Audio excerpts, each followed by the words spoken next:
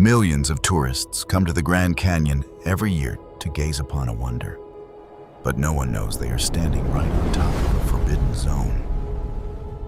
Thousands of meters deep beneath that red limestone layer is a gigantic network of caves being sealed off in absolute secrecy by the government, hiding a shocking truth about the catastrophe of the Great Flood.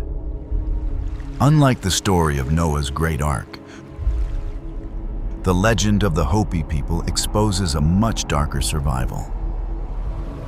When the Great Flood swallowed the old world, in order to survive that great cleansing, their ancestors chose a different path of survival, going deep into the earth.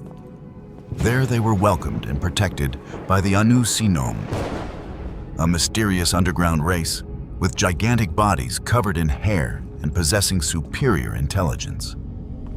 The chilling part is that half a world away, the ancient Sumerian civilization also used the same root word Anu to name the supreme god who gave rise to the extraterrestrial race known as the Anunnaki. Two cultures with no trade connection shared the same code word to name those who saved them. And perhaps the truth about this prehistoric race would have been buried forever, if not for the event of April 5th, 1909. The Arizona Gazette suddenly published a shocking report. Explorer G.E. Kincaid had discovered a gigantic artificial underground city carved deep into the cliffs of the Grand Canyon. Inside was a treasure house of weapons, Eastern bronze statues, and thousands of perfectly preserved mummies. But immediately, the Smithsonian institution denied everything, erased every record about Kincaid, and placed the entire area under strict lockdown. For more than 1 century, mainstream science has tried to extinguish this story by calling it a hoax. But the Hopi people do not think so. In the year 2000, they themselves issued a stern warning. Absolutely do not violate the sacred gates beneath the earth. So in the end, what is the Smithsonian hiding beneath that red limestone layer? Welcome to SleepCodex. Tonight we will decode all these mysteries through the ancient records of the Hopi people. Let us begin right now. The history of the Hopi people and the doorway beneath the Grand Canyon. When you think of the American state of Arizona, what is the first thing that appears in your mind? Perhaps it is the Grand Canyon. The gigantic canyon cut deep into the red rock plateau like a long engraving of time. Perhaps it is the Sonoran Desert, the dry and burning land stretching beneath a dazzling blue sky, where saguaro cacti stand silently like ancient markers between sand and wind. For most visitors, Arizona appears through dusty red roads, old western towns, cliffs changing color beneath the sunset and the Colorado River, still quietly eroding the earth through millions of years. But in the middle of a land that seems to have been measured, photographed, mapped, and turned into a lifeless tourism symbol, there is still one region sealed off by boundaries that cannot be violated. That is the Hopi Reservation, located in northeastern Arizona. It stretches across more than 6,000 square kilometers, lying entirely within the land of the Navajo Nation. Compared with the states of America, that area not only far exceeds small states, such as Delaware or Rhode Island, but even comes close to the scale of an entire mid-sized state like Connecticut, large enough to surprise many people when they realize this is only a reservation. But what makes the Hopi Reservation special has never truly been its geographic size. It lies in the secrets of origin that the Hopi have sworn to protect with blood. According to research, the name Hopi is actually a shortened form of Hopi-Tushinumu, meaning the peaceful people. However, according to the tribe's own ancient dictionary, Hopi carries a much deeper meaning. It does not simply refer to peace, but to civilized people who live fully according to ceremony and absolutely follow the way of the Hopi. So what is the way of the Hopi? It is not a harsh set of laws, but a philosophy of life deeply rooted in the spirit. This philosophy teaches them to have reverence and to live in harmony with all things in the universe. More than that, the way of the Hopi requires them to live faithfully, according to their covenant with the Creator, or Masa, the deity who watches over the earth. They believe their mission is to preserve ancient traditions, not for the benefit of their tribe alone, but in order to maintain balance and blessing for all humanity. Precisely because they carry on their shoulders the responsibility of protecting humanity's ancient memory. They never abandon this dry and barren land, despite the cruelty of time. Modern archaeology records the Hopi as one of the civilizations with the oldest continuous settlement history on the entire North American continent. On 3 towering stone plateaus, 1st, 2nd, and 3rd Mesa, they built 12 villages. Among them, the village of Old Oribe, located on 3rd Mesa, is not merely a residential settlement. It is a fortress of survival that has stood firm since before the 11th century. From a distance, the villages look like gigantic stone ships rising from a sea of sand. The Hopi regard themselves as the guardians of the earth. They live according to a sacred covenant with Masa. Western scholars often mistakenly understand Masa as an agricultural deity. In truth, within the Hopi worldview, Masa is the embodiment of death, fire, and the earthly realm. His covenant required the Hopi to remain rooted in this dry land, living a harsh life. In return, they would hold the supreme secret of humanity's survival. Hopi history stretches for more than 2,000 years, and they have a direct connection with the Sinom. The ancient people textbooks call the ancestral Puebloans. Their ancestors did not merely know how to stack stones to build houses. At the ruins of Chaco Canyon and Mesa Verde, the Sinom built multi-story apartment-like superstructures 4 to 5 levels high thousands of years ago. They designed systems of windows and lattice openings aligned with absolute precision to the equinoxes and solstices of the solar system. When the outside world calls them ruins, the Hopi know they are evidence of a civilization that held knowledge of space and cosmic cycles. When the Spanish expedition of Pedro de Tovar entered this land in the year 1540, they thought they could easily assimilate these austere farmers. But history proved the opposite. The Pueblo Revolt of 1680 is a bloody scar that mainstream historians rarely emphasize. The Hopi and their allied tribes rose up and swept the rule of the Spanish Empire from the territory. The core reason for that life and death struggle was not only land, but the need to lock down the underground Kiva ceremonial spaces beneath the earth in order to protect their secrets of origin from the spying eyes and destruction of outsiders. And the greatest secret they protected with their very lives was the memory of cycles of destruction. To the Hopi, human history is not a straight line moving upward. It is a cycle. Each cycle has a beginning, a decline, a devastating purification, and then a new appearance of human beings. But to pass safely through those great disasters, the ancestors of humanity had to retreat underground in order to avoid the wrath of nature. That is the Grand Canyon. A great fracture cut straight into the crust of the earth, reaching a depth of more than 1,800 meters. At that tremendous depth, this canyon is no longer a tourist attraction. It is the ultimate fortress of survival. Thousands of meters of limestone, sandstone, and shale stacked upon one another created the greatest natural shield on the planet. A shield strong enough to protect the fragile lives below from fire burning across the sky from a freezing ice age, and above all, from the crushing power of the Great Flood. And when the old world had been completely cleansed, the ancestors of the Hopi began their journey crawling upward from that 1,800-meter abyss in order to rebuild life. The place where they stepped from the darkness of the earth into the light of the sun has been passed down by one name, Sipapu. This is not a symbolic doorway in the spiritual world. Sipapu exists on a real geological map. It is a strange cone-shaped mineral dome rising from turquoise water, releasing a brilliant salt spring. right at the meeting point between the mighty Colorado River and the Little Colorado River. Even today, Hopi priests must still undertake a dangerous journey called the Salt Trail along cliffs dropping straight down to the bottom of the Grand Canyon, simply to perform rituals at this original coordinate. When standing before the Grand Canyon at sunset, the red layers of stone turn dark bronze and wind rises cold from the canyon in waves. In that moment, modern people see only the beauty of erosion. But the Hopi remember the times when old worlds came to an end and the survivors were led through the sacred doorway of Sipapu into an underground refuge beneath the surface of the earth. In that underground world, they were not alone. According to the tradition of the Bear Clan, the keepers of the celestial records of the Hopi human beings received protection from beings called Sinom, or the Ant People.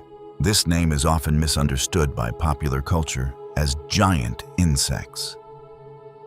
The darker truth is far deeper. The Hopi describe them as beings possessing superior intelligence, a disciplined social structure, and complete control over underground survival technology. The very architecture of the kivas, the round underground chambers the Hopi use today as ceremonial places, is actually a series of miniature models accurately imitating the shelter structures that the Sinom built for humanity. They were ancient inhabitants who had existed beneath the floor of the Grand Canyon long before humanity of the Fourth World began. The story of this underground race was kept hidden in darkness by the Hopi for thousands of years. It would have remained forever a secret safely buried beneath the earth. Until a shocking article at the beginning of the 20th century accidentally tore open the veil covering history. The shocking article of 1909 and the unusual cover-up by the Smithsonian. Most of us have always believed that the Grand Canyon is only a geological masterpiece carved by the Colorado River over millions of years. That explanation is correct on the geological level, but it cannot reach the entire layer of cultural memory preserved by indigenous tribes. Generations before the Grand Canyon became a crowded national park, the Hopi had passed down the story of a great underground world lying deep beneath the canyon. According to that memory, the place beneath the Grand Canyon was not a symbolic underworld or a vague destination after death. The accounts connect it with systems of stone pathways, rooms, and shelters. It was a place where the ancestors survived great upheavals, and also a place where ancient beings existed before the present world began. These beings are described as tall, living deep beneath the earth, connected to a way of life completely different from life on the surface, and serving as witnesses of an age that has passed out of humanity's public memory. These accounts might have remained forever within the boundaries of indigenous tradition if on the morning of April 5, 1909, the Arizona Gazette in Phoenix had not published a shocking article. The article spoke of a strange discovery in the Grand Canyon, connected with the explorer G.E. Kincaid and a figure called Professor S., a Jordan of the Smithsonian. According to the article, Kincaid had found a large artificial cave system deep beneath the rim of the canyon in a dangerous location on the cliff wall above the Colorado River and accessible only by boat.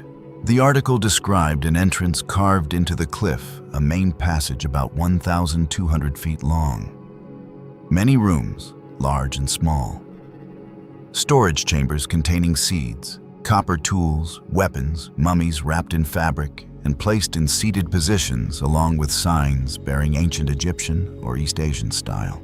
In retellings of this article, the most attention-grabbing details are the carved symbols, statues, lotus flowers, and a hieroglyphic system said to be foreign to prehistoric North American culture. To readers in the year 1909, those lines carried the feeling of a discovery powerful enough to rewrite the entire history of the Americas.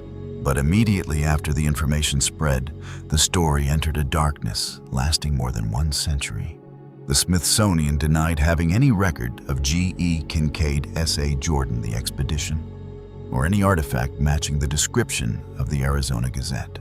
Mainstream archaeology later placed the story in the category of urban legend or sensational journalism from the early 20th century. To this day, there is no public archaeological record confirming the existence of the cave system and artifacts described in the article. But that very denial made the mystery take deeper root in the public imagination. Because the article of 1909 appeared only 3 years after the Antiquities Act was signed into law in 1906. This act created the first legal foundation in the United States for protecting cultural and natural resources of historical or scientific value on federal land. For those skeptical of the conclusions coming from official agencies, the timing made the Kincaid story far more sensitive. A discovery too large on public land, if real, would immediately fall within the control of the federal government and scientific agencies. From here, two streams of data begin running in parallel. On one side is the controversial newspaper record denied by the Smithsonian and regarded by orthodox archaeology as a story lacking evidence. On the other side is the long-standing memory of the Hopi concerning Sipapu, the world below the times when humanity survived purifications and the beings who dwelt beneath the earth. These two sources differ in nature, differ in time period, and differ in the way they were transmitted, but both pull our attention toward the Grand Canyon. That overlap makes you and me unable to avoid wondering, why would a people living on 3 mesas in northeastern Arizona preserve a memory of emerging from beneath the earth? Why is the Grand Canyon in their tradition connected with a gateway of origin rather than only a canyon? Why does the story of the Sinom, the ant people, appear like a memory of intelligent beings living beneath the surface of the earth before the present age? And why in that very same region did an early 20th century article claim there was an artificial cave system containing rooms, mummies, and traces of a foreign civilization? To truly find the answer, we must look deeper into the structure of the Grand Canyon. It is not a lifeless solid block of stone. On the contrary, between its layers of limestone, sandstone, and shale is a gigantic network of caves, fissures, and natural voids hidden deep in darkness. In particular, the famous red wall limestone layer of this region is known as one of the places containing some of the most complex and dangerous cave systems. The difficulty of this canyon reaches a level where exploration requires not only heavy survival skills and strict government permits, but also absolute respect for the sacred areas of indigenous people. When the Hopi mark out boundaries at the bottom of the canyon, they are not speaking with an attitude of extreme prohibition. They are speaking from the lived experience of a people who regard this place as ancestral land, rejecting the idea of turning it into a careless exploration site. They have always warned the outside world, do not trespass recklessly. In a modern age, where human beings are used to measuring, drilling, filming, and exposing everything, the Hopi establish an iron moral boundary. There are regions that belong to the memory of origin, and entering them requires permission, understanding, and deep reverence. That caution helps us avoid falling into two dangerous traps of thinking. One side is extremism, treating all Hopi traditions as foolish fairy tales and then ignoring them.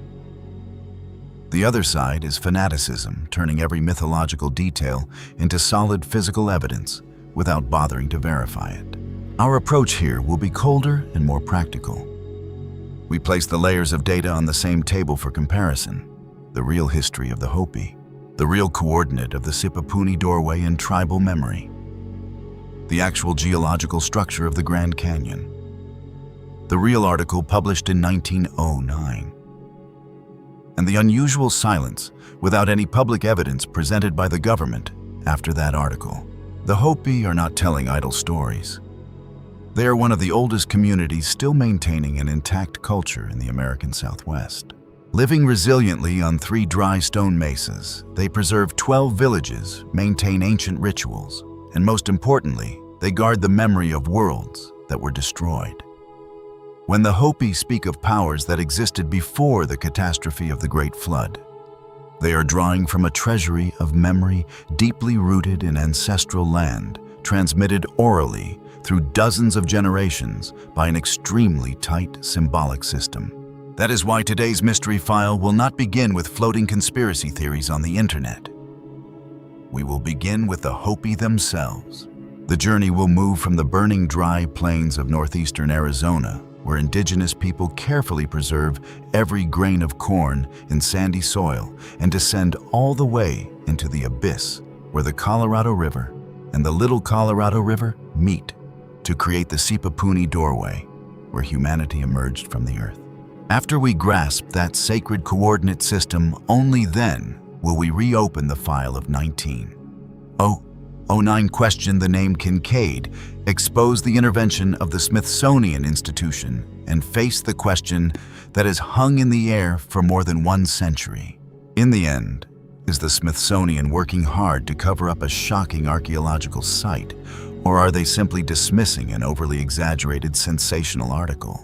Are the Hopi recounting a real physical escape beneath the canyon floor?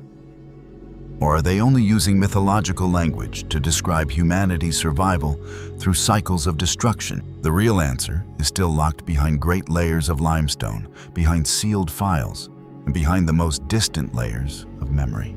But there is one undeniable truth to the Hopi: the Grand Canyon is a living entity. It carries a soul, an origin, and forbidden boundaries. Their stories have survived through millennia, longer than the article of the Arizona Gazette, more resilient than every official effort to cover things up, and deeper than the way the tourism industry is turning this canyon into a soulless photo backdrop. And perhaps that is the real reason the Grand Canyon never stops haunting us. When standing at the rim of the abyss, modern people see only a natural wonder. But the Hopi see a gate between life and death. And somewhere hidden beneath that blazing red stone, among black caves and ancient waters, our greatest question is still echoing. Before the great flood swept the face of the earth clean, what exactly was hiding beneath the heart of the abyss? Historical witnesses the Hopi, and the memory of 3 times humanity was destroyed. From the Grand Canyon and the doorway of Sipapu, the story of the Hopi begins to open into a greater depth. If the first part brought us to the ancestral land, to the red stone mesas, and the memories of the world below, then this part brings us into the deepest core of their spiritual heritage, the prophecy of humanity's cycles. More than any other tribe in North America, the Hopi have lived according to the call of a very special heritage, the heritage of prophecies. To them, prophecy is not simply a vague prediction about the future. It is a guide for living, a reminder of how human beings must behave toward the land, water plants, animals, family, community, and their own souls. The things passed down through generations of Hopi have always reached beyond the private destiny of one tribe. They touch the fate of all humanity, especially when the world enters a crisis of morality, technology, and environment. These prophecies began to draw stronger attention from the outside world during the period before the middle of the 20th century. But for the Hopi, they had existed since the very distant past, connected with the time when their ancestors passed through migration journeys and gathered at Tuwanasavi, the center point in the Hopi worldview in northern Arizona. The Hopi consist of many different clans, and each clan preserves one part of the memory, one part of the ceremony, and one part of the responsibility. Therefore, the origin of their prophecies is branching, multi-layered, and transmitted through many different lines of storytelling. It is precisely the reserve of the Hopi that causes information about them to reach the outside world only in small fragments. They are farmers living in isolation on high mesas and stone pueblo villages, where the houses cling to the plateau like part of the cliff itself. In the dry desert region of the American Southwest, the Hopi cultivate corn beans and squash with rare patience.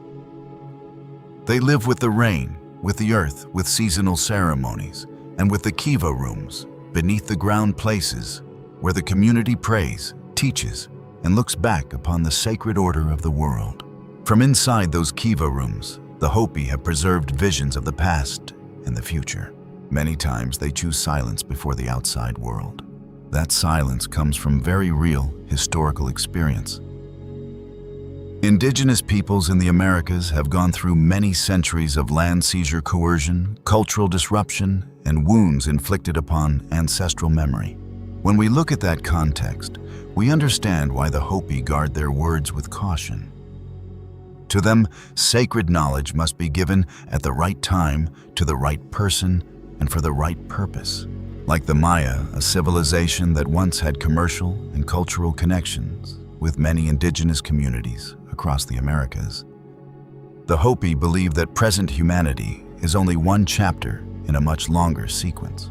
Before this world, there were other worlds. Each world developed to a certain stage, and then human beings gradually moved away from moral order, forgot the teaching of the Creator, abused the power they had been given, and pulled the whole society into a great purification. According to the familiar way of Hopi storytelling, humanity has passed through 3 destructions before entering the 4th world in which we are now living.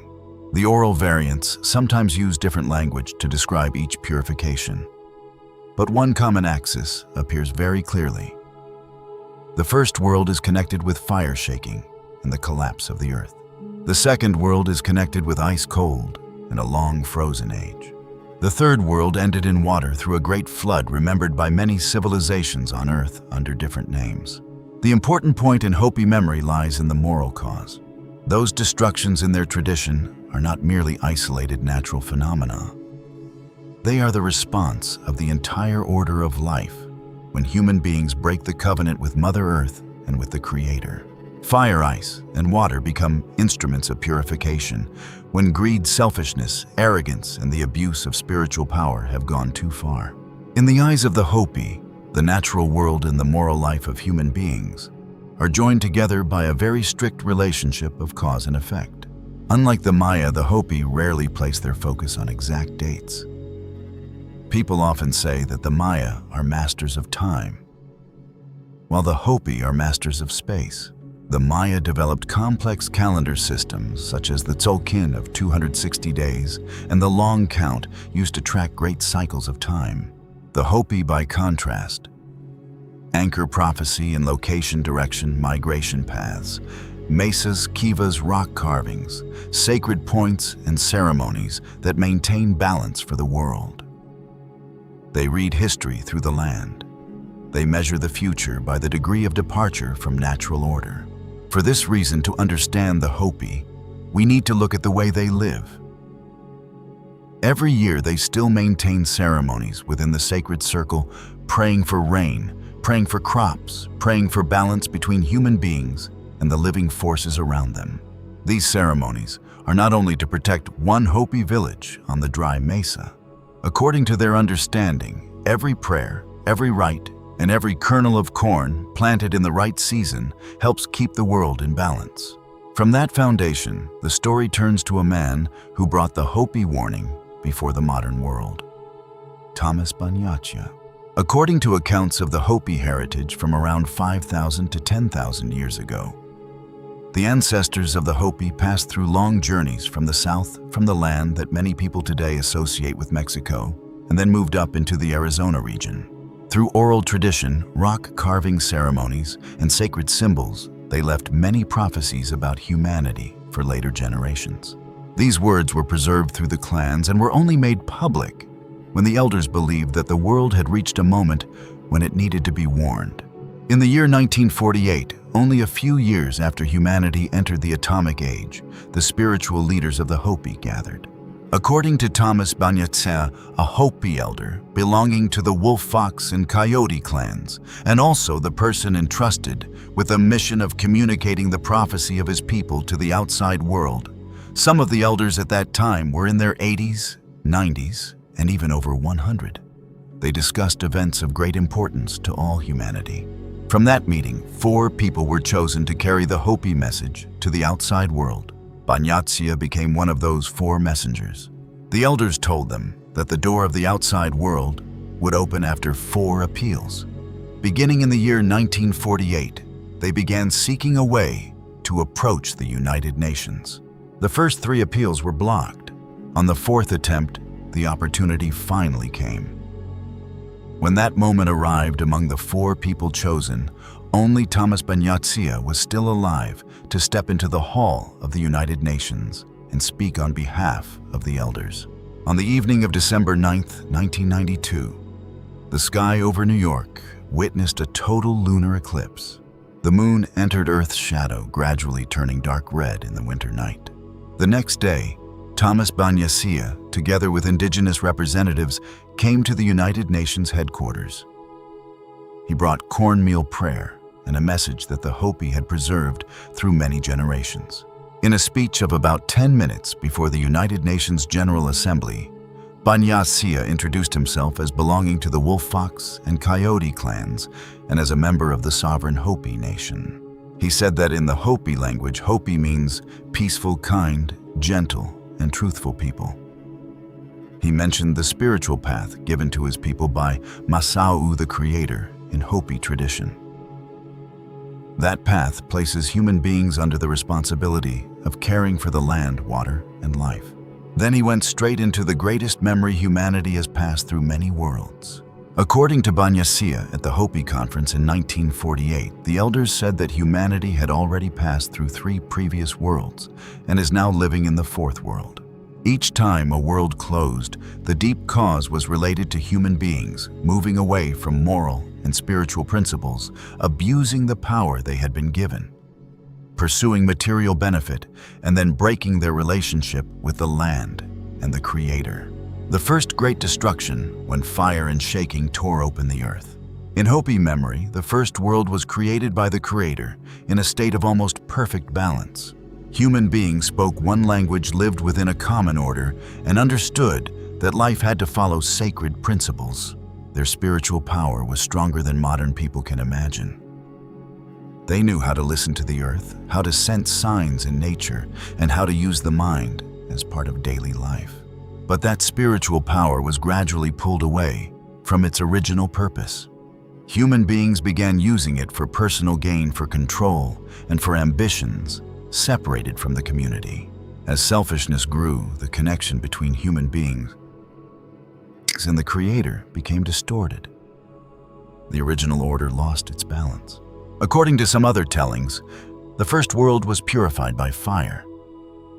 In Banyatsia's telling, the earth sank down and a great shaking divided the continent. These 2 expressions can be understood as 2 sides of the same disaster memory. The sky burning with fire, the earth trembling, the continent cracking apart, and communities that once lived in a common order being swept into a great upheaval. For the Hopi, the most important thing is the lesson about living rightly. When human beings used spiritual power only to serve themselves, the first world could no longer maintain balance. Only a very small number survived, carrying the memory of that mistake into the next world. If we place this memory beside modern scientific models, listeners may think of periods when Earth experienced celestial impacts, volcanoes, earthquakes, and geological restructuring. But for the Hopi, the disaster was not random. It happened when human morality was no longer good and no longer reverent toward the divine. Fire and shaking were only the part seen by the eye. Behind them was the abandonment of the original teaching. From those few survivors, the Second World began. The Second Great Destruction, the Ice Age, and the lesson of morality. Those fortunate enough to enter the Second World carried within themselves a peaceful state of mind. They were survivors who carried the bloody memory of the previous world, deeply understanding the value of humility. They knew that life could remain stable only when human beings were willing to stand in their proper place within the great natural order. The Second World had a perfect opportunity to begin again. And in its early stage, human beings lived with a deeper awakening than before. They remembered the collapse of the First World, so they tried to build life upon balance and respect for nature. Small communities formed around water sources, fertile land, and places where cultivation was possible. They learned to observe the cycles of the sun, the moon, and the seasons, and from there, adjusted their planting and daily life. Life was simple but stable, with a close bond between human beings and the land and among members of the community. During this period, human beings still preserved part of the spiritual power from the previous world. They had the ability to sense changes in nature, understand signs of weather, and sometimes communicate with the invisible world through ceremonies and dreams. The ceremonies were not merely forms of belief, but ways to maintain harmony between human beings and the surrounding natural world. Children were taught from a young age about responsibility to the community, gratitude toward the earth, and keeping the promise made to the Creator. However, over time, as the memory of the old catastrophe gradually faded, human beings began to change. Some groups became more ambitious, seeking to accumulate more resources than they needed. The division between rich and poor began to appear, bringing conflicts and disputes with it. Those who had once held the role of spiritual guidance gradually lost influence, while those who pursued material power rose up. The ceremonies were simplified or performed only as outward forms, no longer preserving their original deep meaning. This imbalance did not happen immediately, but accumulated through many generations. As greed and selfishness spread, the connection between human beings and nature became loose. They exploited the land too much, no longer respected natural cycles, and gradually lost the ability to listen to warnings from the environment around them. It was in that context that the Second World entered its period of decline, opening the way for the arrival of ice as a form of total purification. The Hopi view this cycle as a bitter law of cause and effect. If a civilization forgets why it was once saved, then that very memory will be erased, and the old mistake will rise from the grave under a new form. And this time, purification descended upon the Second World, not by fire, but by ice. A harsh cold suddenly covered the entire earth. Trees lost their living sap, food disappeared, and the plains that had once nourished human beings sank beneath a merciless layer of ice and snow, becoming a space of life and death trial. When we compare this destruction with modern climate science, we see a chilling correspondence. In the understanding of science today, the Hopi image of a frozen world is exactly a picture describing Earth's ice age. Geologists confirm that the most recent glacial period lasted from about 120,000 years ago until about 11,500 years ago. At its peak stage, called the last glacial maximum, gigantic ice sheets, several kilometers thick, swallowed all of North America, Northern Europe, and much of Asia. The Hopi did not have laboratories to give an absolute timeline. They recorded history through the language of memory and morality. But when we place the legend of the Second World destroyed by ice beside global climate data, we realize that the ancestors of humanity truly witnessed and survived these extreme, devastating periods of weather. In the Hopi worldview, that gigantic layer of ice was not simply a climate phenomenon. It was the omen of a world that had lost the warmth of the soul. When human beings allowed their hearts to become cold and frozen, turning their backs on the instruction of the Creator, the outside physical world was immediately frozen in response. Once again, only a very small group of people who kept their purity survived. They held tightly in their hands precious seeds, carried memories and warnings with them, and slowly walked through the ruins of the Ice Age into the Third World. But ice did not last forever. The end of the Ice Age brought an inevitable consequence: ice melted into water. That is why the Third World is the most terrifying chapter in the Hopi account. Because it began with the radiance of intelligence, but was ended by a great disaster of water. The third great destruction, the high-tech world, and the Great Flood. After the purification by ice, the few survivors entered the Third World. According to Hopi tradition, this world lasted a very long time. Human beings at that time still spoke one language, still preserved part of their powerful spiritual ability, and at the same time developed many convenient machines and devices. Some technologies in the Third World are described as far beyond the normal development level of the ancient civilizations we know today. According to traditional Hopi accounts and modern interpretations, people at that time did not only possess advanced mechanical tools, but also had the ability to use energy in ways modern science has only begun to explore. For example, they are said to have been able to move quickly over the ground without needing animals to pull them, which is often connected with self-moving vehicles or transport systems using internal energy. In addition, some descriptions also mention the ability to communicate from a distance without direct contact, suggesting forms of wireless communication or even highly developed spiritual ability. Some researchers also speculate that these technologies may have been connected with harnessing natural energy, such as Earth's magnetic field solar energy, or forms of energy not yet fully understood by modern science. However, it must be emphasized that these descriptions are mainly based on oral tradition and symbols, not specific archaeological evidence.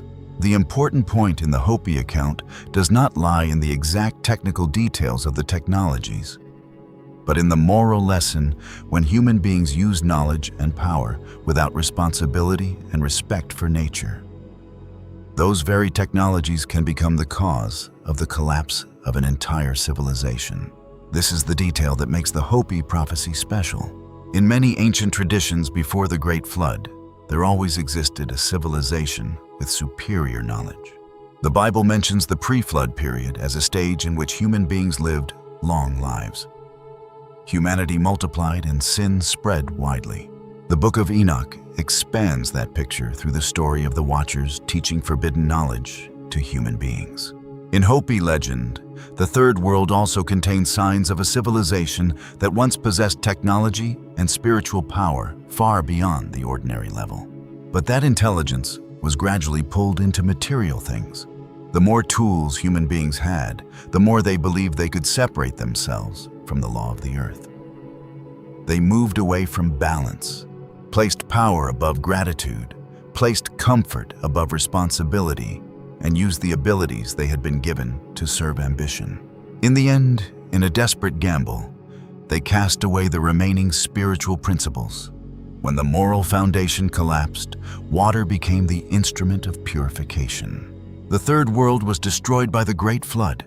The noteworthy point lies in the widespread memory of the flood.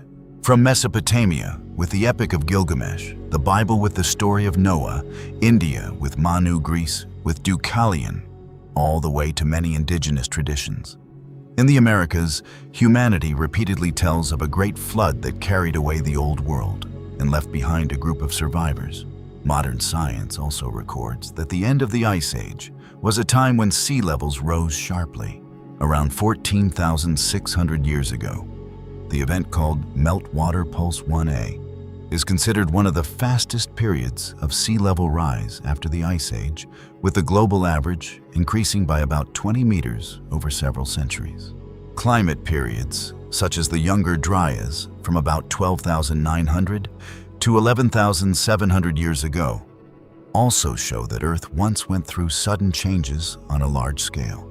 The Hopi express those upheavals in the language of a people who keep their oath with the land.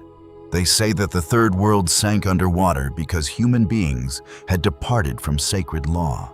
From their viewpoint, the Great Flood is the memory of the end of a civilization that used knowledge to serve greed. The group of survivors was brought into the Fourth World, the present world. At that moment, the Creator brought groups of people to many different regions of the New World. They were given different languages, different missions, and different lands. The common instruction remained unchanged to love, cherish, and protect the earth and all life upon it. Humanity was given one more chance, but this chance came with a heavier responsibility, because the three previous worlds had become three warnings. And according to Banyasya, the present Fourth World is now approaching the decisive point. The warning from the Hopi when humanity is no longer pure. In his historic speech before the United Nations General Assembly, Thomas Banyasya sounded a chilling alarm. He declared that long before modern civilization was formed, the Hopi had been handed prophecies about the present age. They knew in advance that this would be an era in which human beings would be dominated by powerful technology. Banyasya decoded the ancient prophecies before the astonishment of the international delegations. The Hopi had warned of an age when human beings would create machines of iron that run on the land without animals pulling them, an accurate description of cars and trains. They would cut long roads across the earth. They would create cobwebs and invisible roads in the sky. But most chilling of all, they would invent a weapon of destruction that the Hopi called the Gourd of Ashes. According to Banyasea, when this gourd of ashes fell, it would burn the ground, boil the oceans, and make it impossible for even a single blade of grass to grow again for many years. It is a terrifyingly accurate symbolic image of the 2 atomic bombs dropped on Hiroshima and Nagasaki. Those interpretations caused the message of the Hopi to no longer remain a wild myth, but to become a direct and brutal mirror reflecting the 20th century. And that tragedy did not only happen in the outside world. It is eroding the very land of the Hopi. The modern way of life, with its deadly magic and temptation, is constantly wearing away the traditional values that their ancestors swore to preserve.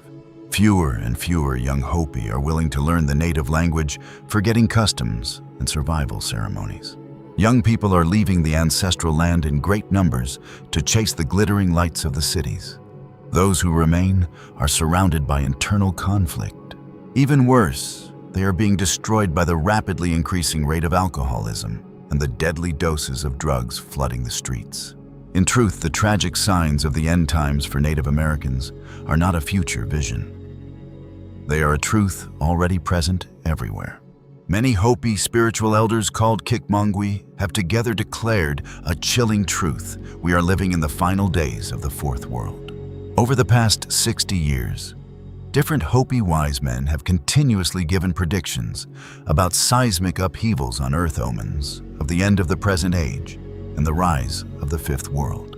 Most notable was in the year 1970, when Dan Kachongva, the supreme leader of the Sun clan from the village of Hotavila, a man who had lived through 2 centuries and passed away at the age of 112, described with the wisdom of someone who had witnessed 100 years of history, the ultimate degeneration of our present age.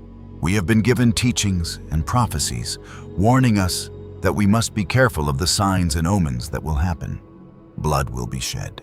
Our hair and clothing will be scattered and torn across the earth. Nature will become enraged and speak to us through the great breath of the storm. There will be earthquakes and floods creating terrible disasters, the overturning of weather and the 4 seasons, the disappearance of the wild world, and famine will sweep through in many different forms. Moral degeneration and madness will gradually take control of the minds of leaders and people throughout the world, and war will come like destructive tornadoes. All these things, in truth, were already destined from the beginning. For 22 years after that blood-soaked warning, the Hopi quietly watched the outside world tear itself apart through war, pollution, and bottomless greed. The instruction was ignored, and the time of this age was running out. Driven by the final omens, the Hopi were forced to step out from the Arizona desert to sound a global alarm. By December 10th, 1992, Thomas Banyasea brought that sacred message directly to the United Nations General Assembly. He declared boldly that the world was preparing to suffer storms with terrifying destructive power. Abnormal hail, extreme climate change, and earthquakes tearing open the crust of the earth. He warned that if humanity continued to be arrogant and take these omens lightly, the great purification would descend completely, cleansing the Fourth World, just as the previous worlds had once been erased. And what caused that day's event to enter legend was the natural scene surrounding the speech. The night before Banyasea stood at the podium, a total lunar eclipse dyed the sky over New York red. And immediately after his speech ended, a gigantic northeastern winter superstorm, a nor'easter, suddenly formed and swept destructively across the entire northeastern United States. New York immediately sank into severe flooding. Vital transportation routes were completely paralyzed, and rising seawater spilled into low-lying areas. The busiest coastal metropolitan region in the world had to endure one of the harshest weather events ever recorded. For the Hopi representatives present there, the lunar eclipse and that terrifying storm were absolutely not a coincidence of the astronomical and meteorological calendar. In their worldview, that was the moment Mother Nature personally spoke instantly, answering the warning that had just been proclaimed before the whole world. After that fateful day, Thomas Banyasya continued carrying the Hopi message everywhere. In the year 1995, at the Whole Life Expo conference in Las Vegas, he presented in detail the coded symbols on the famous Prophecy Rock of the tribe. Prophecy Rock and the Two Paths of Humanity. David Mononyi, another great spiritual elder from the village on the top of the third mesa. A man said to have lived even longer than Grandfather Dan once gave his final advice. When earthquakes, floods, hail, drought, and famine descend, that will be the moment when humanity is forced to choose either return to the true path or step onto the zigzag path that leads to death. The zigzag path refers to a line carved on Prophecy Rock, an ancient mural standing in the northern region of Arizona. This zigzag shape lies on the upper line of two parallel lines that chart the future of humanity. The upper line represents the path of the two hearts. This is the symbol of hypocrisy. Those who constantly sow disaster upon Mother Nature, break the ecosystem, and oppose every law of creation. This path completely deviates from the natural world. It represents an illusory society immersed in outward material reality, where human beings are imprisoned by electronic devices such as the iPhone or Xbox 360, completely severing the bond with Mother Earth. In essence, this degenerate way of life is called by the Hopi with a haunting term, koyaniskatsi, meaning a world out of balance or a world of moral degeneration and chaos.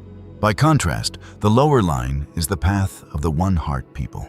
This is the way of those who live humbly close to the land, connected with the growth of corn beans and squash that is connected with the true way of life of the Hopi.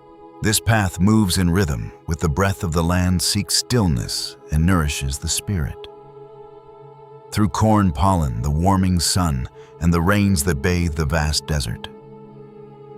It is a life lived according to the true will of the Creator. Let us decode this stone map together. The drawing on the face of this gigantic sandstone boulder facing east was carved in ancient times with countless strange symbols. Note below is a potential interpretation from researchers, not necessarily the final official explanation of the tribe. At the lower left corner is the figure of Masau, or Masao, the deity who governs death, fire, and the earthly realm. In his hand he holds a bow with an arrow driven down into the ground, pointing straight toward hell, the place that was once the third world that had been destroyed. The left hand of the deity is firmly grasping the path leading into our present fourth world. The circle on the right represents the earth or the horizon. The clearly carved cross is the prediction of the event in which the Spanish, carrying Christianity with them, would bring troops to invade the land of the Hopi. Meanwhile, the square represents territory, a plaza, or a safe village of the tribe. The key point lies in the two parallel lines running across the surface of the stone, representing the two final survival choices of humanity before the end of the fourth world. The upper line, the two hearts, are tipped. There are four figures holding hands.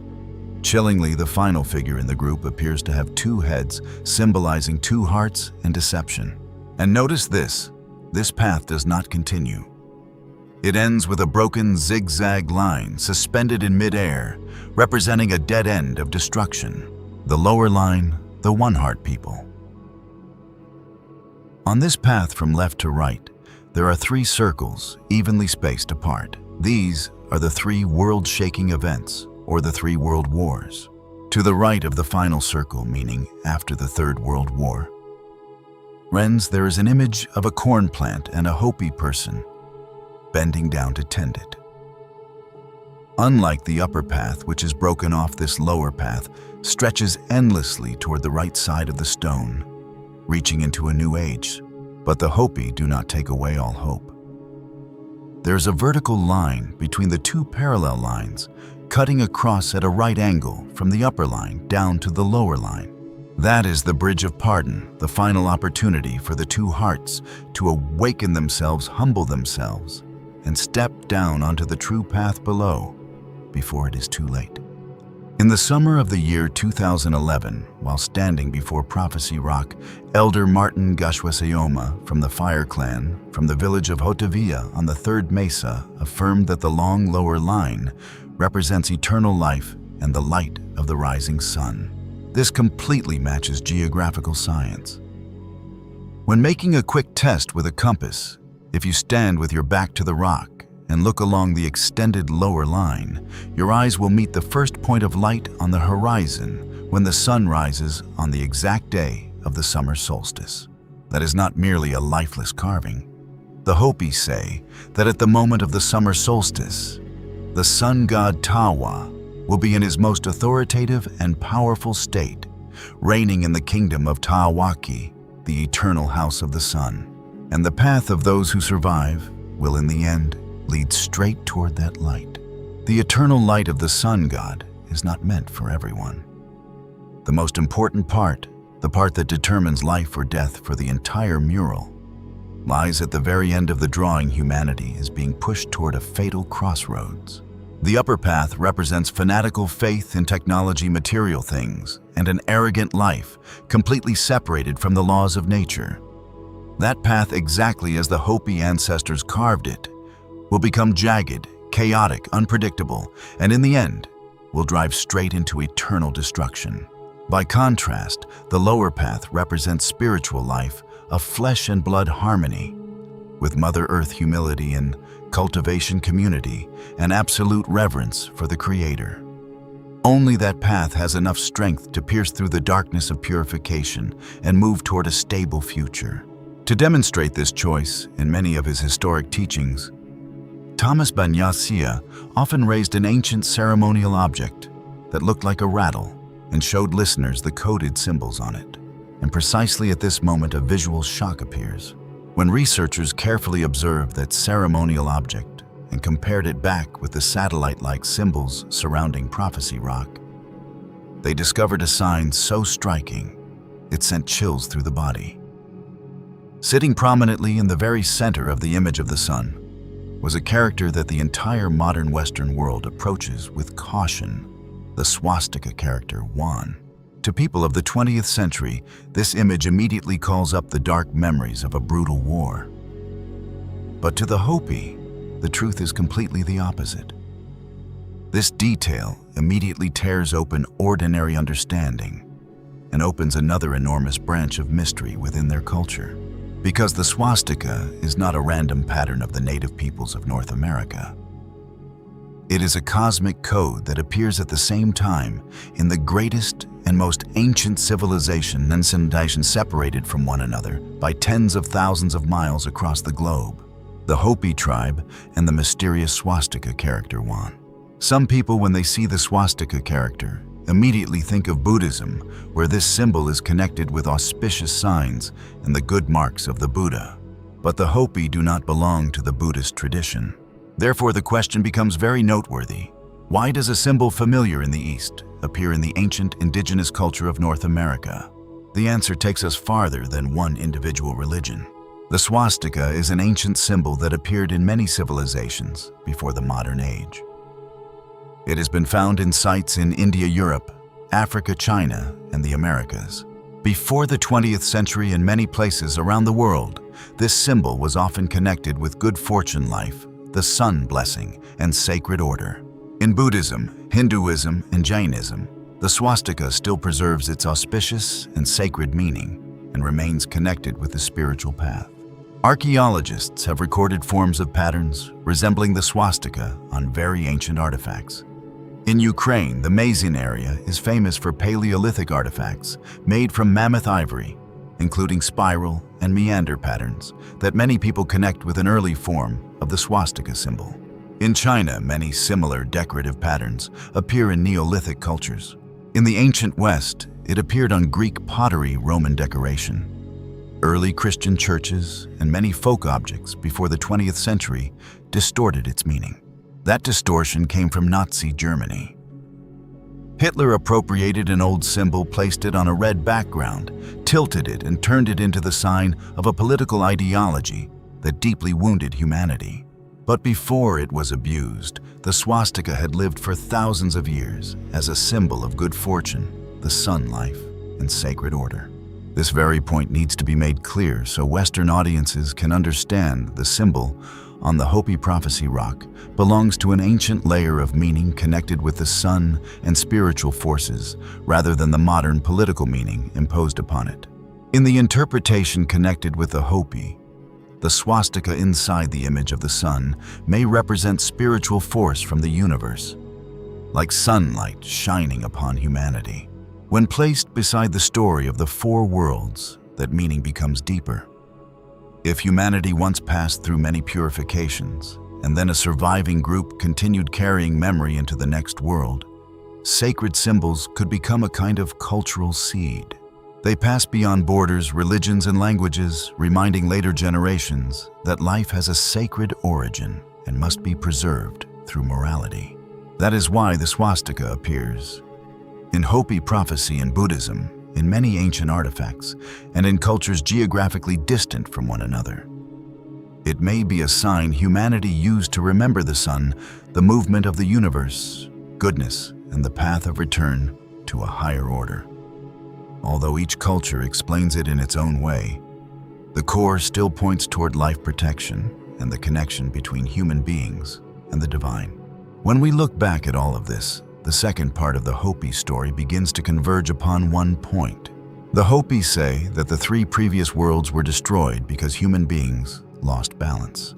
The first world ended in fire and shaking. The second world sank into ice. The third world was swept away by water through the Great Flood. The present fourth world is now approaching the crossroads that prophecy rock carved into stone, the material path separated from sacred law, or the spiritual path in harmony with nature.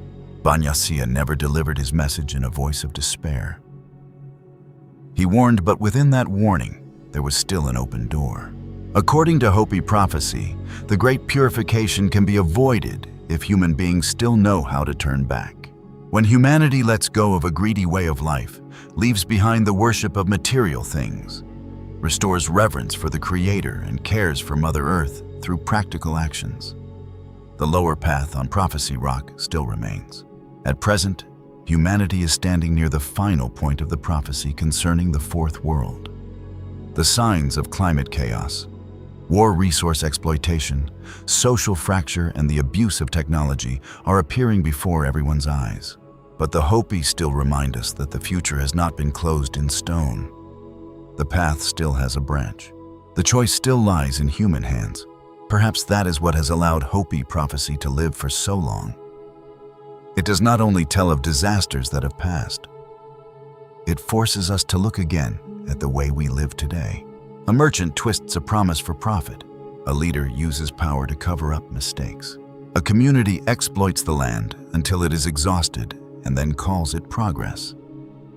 A family loses kindness because of a dispute over property. Those choices sound very ordinary, but in the Hopi view, those very small choices create the direction of an entire world. The three destructions in Hopi memory, therefore, do not belong only to the distant past. They are three mirrors placed before modern humanity. Fire, ice, and water once purified the old worlds. And the fourth world is waiting to see which path human beings will choose to continue chasing material things until the broken bend, or to return to the humble path, to keep the land, keep the oath, keep reverence, and enter the fifth world with a soul that has awakened. But the transition between two ages will never take place in peace. If the previous three destructions were only the wrath of nature, then the price to be paid for the arrogance of the fourth world is far more terrifying. The Hopi prophecy about the double Great Tribulation and World War III. From the blood-soaked memory of three worlds that were purified in the past, Hopi prophecy begins to enter the part that makes modern people feel most uneasy. The Great Tribulation of the fourth world. In the Hopi view, this is not a single crisis that suddenly breaks out. It is a double Great Tribulation. On one hand, it sweeps across the physical level through war, climate change, devastating disease, and the exhaustion of resources. But on the other hand, and this is also the most brutal side, it is a war taking place inside the soul of humanity. A life and death confrontation between bottomless material greed and the original spiritual path. The Hopi affirm that the rock carvings containing this prophecy were not imagined by human beings themselves. They are the sentence handed down by the Creator from the very beginning, when humanity first set foot in the world. For a very long time, the Hopi elders have quietly explained this sentence to their descendants inside the dark Kiva chambers. From generation to generation, their ancestors named and exposed with precision the exact age in which we are living today. They call this the most special and most severe stage of the fourth world. This is the final moment of judgment, when every kind of material thing, every system of power, every form of ambition, and every moral choice of human beings must enter a cycle of elimination, testing, and absolute purification. In the words of the elders, those born in this time carry a very great destiny. They will live amid hardship, witness the cracking of societies, and feel the pressure of technology, war, the environment, and spiritual life. But precisely because of this, they are also the ones who have the opportunity to witness the transition of a human cycle. To live in such a period is both a trial and a heavy honor, because not every generation stands before the crossroads between an old world in decline and a new world preparing to open. The Hopi settled in the region modern Americans call Four Corners, where the borders of Arizona, New Mexico, Utah, and Colorado meet. To them, this land is the heart of Turtle Island, meaning the North American continent in many indigenous traditions. It is precisely in that red stone center that the Hopi clans maintain their distinct ceremonies together, preserving balance for sunlight, rain-wind crops, and the life around them. These ceremonies express their respect for the Great Spirit, for Masau, for Mother Earth, and for every living being placed within the sacred order. The Hopi are a community made up of many clans gathered at Tuwanasavi, the center point in their worldview in northern Arizona. Because each clan preserves one part of the memory and one part of the ceremony, Hopi prophecy has been passed down through many different branches, sometimes fragmented, sometimes hidden, but always revolving around the same principle. Human beings must live according to the teaching of the Creator. Respect the land, keep balance, and avoid allowing material things to rule the soul. The reserve of the Hopi means that the outside world can access only a small part of that treasury. They are isolated farmers, people who rarely migrate, living in stone pueblo villages on the desert mesas of the American Southwest. In the Kiva rooms beneath the ground, they pray, transmit ceremonies, keep the teachings, and observe visions connected with the future. There are things they share with the world. There are things they keep within the sacred circle of the community because historical experience has taught them that sacred knowledge must be protected with caution. From those Kiva rooms, the Hopi saw a time when Earth would face a great tribulation. But their prophecy always keeps one opening. Humanity still has the ability to turn things around if it knows how to return to the right path. When many people ask the elders whether that disaster can be avoided, the answer often carries the spirit of perhaps a narrow door, still open for those who truly change. The elders say that if humanity gives up false beliefs, lives in peace, and returns to the teachings of the divine, a prosperous civilization can still appear. That opportunity is fragile, but it still has enough strength for human beings to act. What must be done is to share the sacred teachings, restore reverence for the Creator, and place morality back at the center of life. From here, Hopi prophecy mentions a figure or a line of power called Pahana, sometimes written in modern interpretations as Bahana or Bakapna. Pahana is understood as the white brother who left in the distant past and will return at the decisive moment. The word white here needs to be understood through the symbolic language of the tradition, rather than being directly attached to modern Western white people. The Hopi once said very clearly that the Western white people who arrived later carried great greed, often wanting to seize land, resources, and wealth. The true Pahana in the prophecy has a different quality. When this figure returns, he brings with him a missing part of the symbol. Or teaching delivers a new spiritual power, punishes the wicked, and praises the good. In some lines of material, Pahana comes from the East or carries a path of belief capable of uniting human beings on a moral foundation. It is precisely the detail of the East that draws the attention of many fringe researchers. Some materials have connected indigenous communities in the Americas with ancient migration streams from Asia, especially through the Bering region in remote antiquity. Some interpretations also mention symbolic similarities between Asian cultures and indigenous North American cultures, from patterns and signs to ceremonies. These details should be placed on the level of suggestion as cultural traces that need to be examined more carefully. Within the storyline of Hopi prophecy, the most important point remains the core. The saving power in the final period of the Fourth World comes from a spiritual path, not from weapons, money, or political power. When many people first hear these prophecies, they feel they are too strange. But the Hopi always emphasize that many signs have already begun to appear in modern life. They say humanity is about to enter a new cycle. And to pass through this stage, human beings need to change.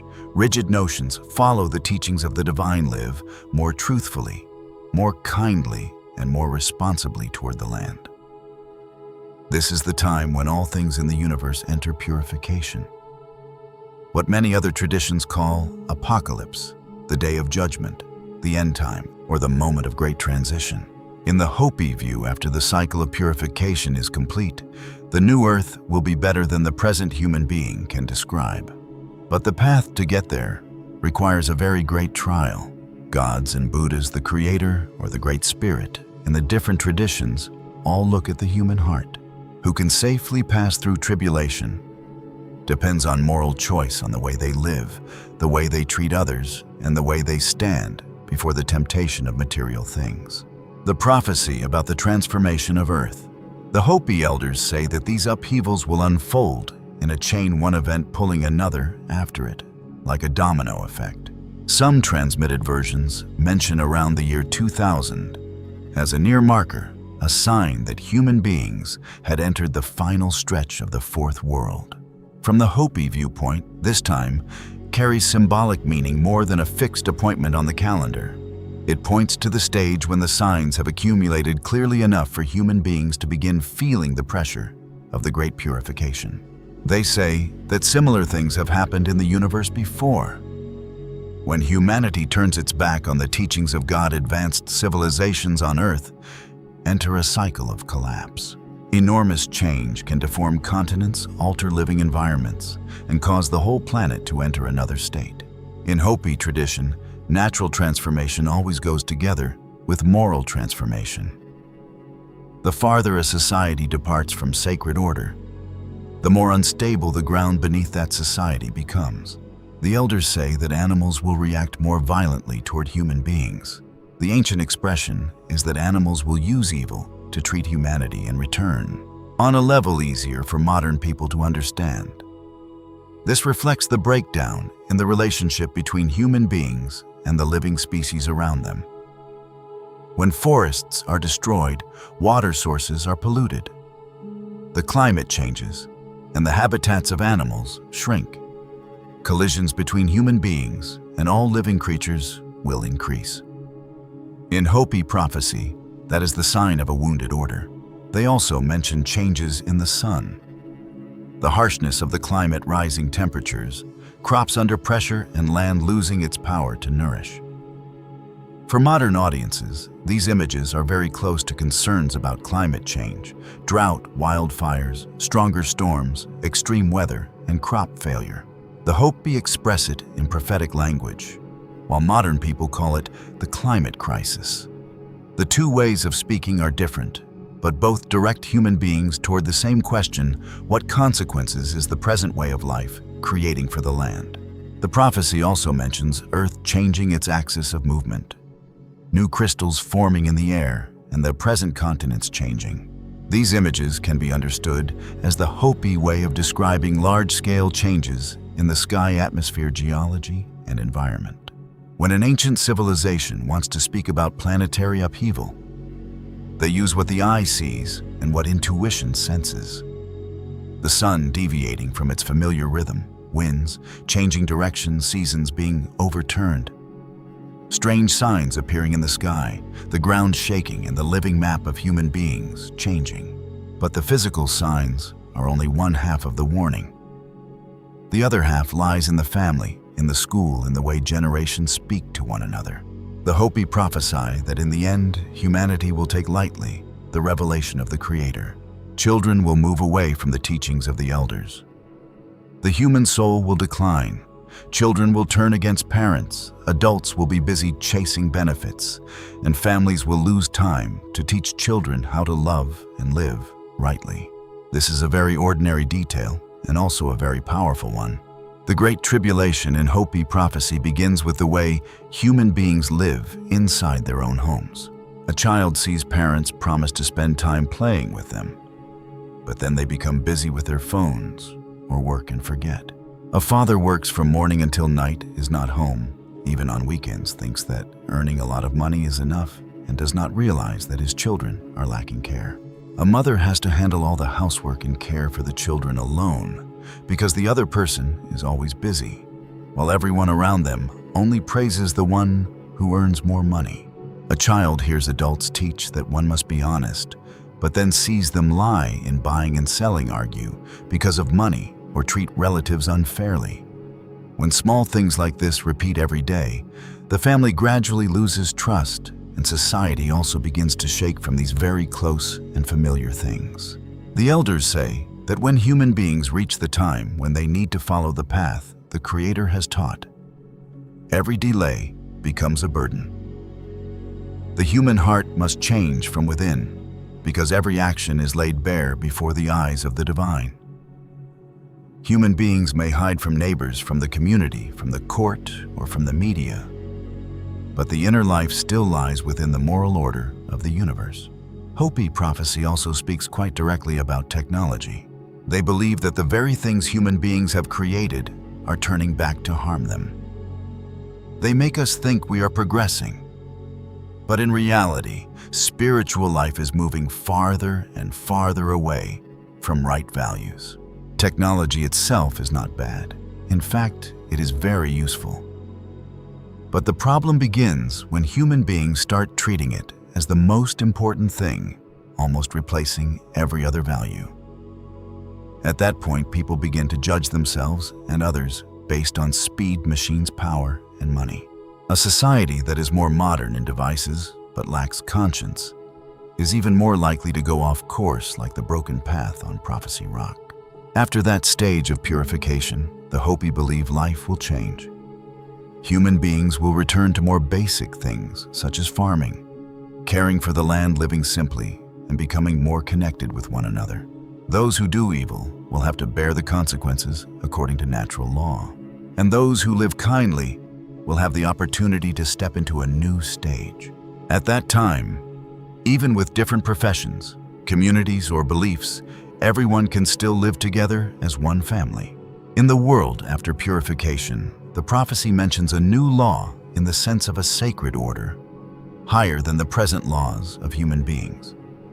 It also mentions a kind of common language, a way of connection that helps humanity understand one another beyond old divisions. Earth will resemble the story of the Garden of Eden. The land will be clean. Life will be simple. Human beings will live close to nature, and resources will be used in reverence rather than greed. Minerals and resources will be placed back in their proper position, because things taken from the earth to serve moral decline will lead humanity into disaster. The prophecy also mentions a person who will stand forth to manage the new period. Today, when people hear ruler, many think of imposed power and control. But in the Hopi view, this figure is more like a caretaker and guide than a dictator. That person helps maintain order in a free society where everyone willingly lives according to moral principles and sacred law, not because of fear or coercion. To put it simply, this is a kind of leadership based on morality, using power to protect and nourish life. All these signs lead to the most controversial part of Hopi prophecy World War III. The prophecy about World War III. In widely transmitted versions, Hopi prophecy says that World War III will begin with the first peoples who once received the light, meaning sacred wisdom or spiritual opening in the ancient nations. Some interpretations mention India, China, Islamic nations, and Africa as ancient regions of civilization, carrying long-standing spiritual memory. This war is described as a conflict between spiritual belief and the pursuit of material things. This point needs to be kept very clear. The Hopi use the language of war, but the deeper layer of the prophecy points to a collision between two ways of life. One side places the soul, morality, the land, and the Creator at the center. The other side places material things, power, ambition, and domination above everything. The side that craves material things will be overthrown. Those who stand firm on the spiritual path will remain to create a new world, a country under the power that belongs to the Creator. Some transmitted versions also say that the United States will be destroyed by atomic bombs, while the Hopi and their homeland will be preserved as an oasis for refugees to flee to. This language sounds very strong, especially for audiences living in the nuclear age. But in the very explanation of many Hopi and researchers, atomic bombs can also be understood as the ultimate symbol of material civilization. Human intelligence reaching the ability to split the atom, while morality falls behind. When maximum power lies in the hands of a mind lacking peace, the world enters a dangerous zone. In the prophecy, only those who pursue materialism frantically seek places of refuge. Those who have peace in their hearts are already inside the great refuge of life. To put it more simply, the war here is not only fighting with weapons. If real bombs fall, then everyone nearby will be affected. That is easy to understand. But the Hopi emphasize something else. What matters more is what is inside each person. They believe the true place of refuge is not a bunker or a strong house, but one's own heart. Therefore, the war here is like a test of morality to see how each person lives and what each person chooses. The true refuge is living rightly, living kindly, and not doing evil. Those who keep peace in their hearts live with goodness, do not divide others by skin color or viewpoint, and regard everyone as brothers and sisters, will be able to begin again in a new world. They are the ones who can pass beyond national borders, skin color, and factions. In the Hopi view, after everything is cleansed, only those who keep a pure heart amid chaotic times can continue living and rebuild. After that, the prophecy mentions a sign called Sakwasohu, also called the blue star Kachina. In some stories retold in the 20th century, especially through materials connected with frank waters, people say there will come a time when the blue star Kachina appears as a sign, announcing that the great period of purification has begun. This star is described as a blue star, previously not clearly seen, but later appearing to signal a great change. Some transmitted versions also say that this moment was foretold through a song in the Wuwuchim ceremony. That song is mentioned in the year 1914, just before World War I. Then appearing again around the year 1940, before World War II. And once again in the year 1961, in the context of the tensions of the Cold War. For the Hopi ceremony is not a stage performance. It is the language of time where omens are remembered through sound dance masks and the movement of the Kachina. When reading these prophetic passages, modern audiences can very easily imagine a direct military scenario. Missiles, atomic bombs, destroyed cities and nations rushing into confrontation. But if we go deeper into the structure of the prophecy, we will see that its center lies in the war between spirit and matter. America, in some interpretations, can represent the peak of modern materialism, where comfort, consumption resources, and technological power are placed first. The Hopi can represent the part of humanity that still keeps reverence, for the divine, keeps simplicity, keeps morality, and keeps the connection with the land. Seen through that layer of meaning, the atomic bomb becomes an image of moral judgment. It touches those who place their soul into material things because they have built shelters out of concrete but left the shelter of the heart empty. The person with inner peace is protected by another order: uprightness, kindness, faith, and the ability to distinguish good from evil. This is why the prophecy emphasizes the inner state of the human being more than the outer physical location. In today's society, this becomes very practical. Modern life places great pressure on each person. A father works himself to exhaustion to pay the mortgage. An office worker accepts distorting data because he is afraid of losing his position. A businessman trades reputation for short-term profit. A family sits at the same dining table, but each person sinks into a separate screen. A society that is more connected by devices becomes even lonelier inside. In the middle of that condition, attaining real peace in the heart becomes difficult, but it is also the most precious quality. The Hopi remind us that honesty and kindness are still virtues that need to be preserved. In the heart, knowing how to move toward what is good, knowing how to clearly distinguish right from wrong and good from evil, and knowing how to stand on the side of truth in even the smallest situations, that is the noble dignity human beings need to pursue. The war in the prophecy therefore takes place right inside daily life.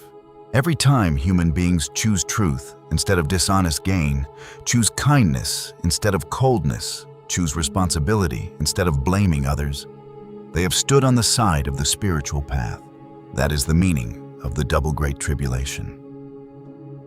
Outside is the upheaval of the world. Climate war, disease, resources, politics, technology, and social fracture. Inside is the trial of conscience, whether human beings belong to material things or belong to the Creator, chase power or keep compassion, build bunkers in the mountains or build a refuge in the heart. If the fourth world truly reaches its final stretch, Hopi prophecy places before humanity a very specific choice. Human beings can continue following the upper path on Prophecy Rock, where material things, nuns, technology, and ambition pull the future into chaotic fractures. Or humanity can return to the lower path. The path of humility, agriculture, community oath, reverence, and harmony with the land. The Hopi have kept this warning through many generations. They carved it into stone, sang it in ceremony, passed it down in the kiva, sent it to the United Nations, repeated it at conferences, and placed it before the modern world in a calm voice. They are not trying to frighten humanity. They are doing exactly what the elders entrusted to them, bringing the teaching of the divine before the world, at the moment when human beings need to hear it most.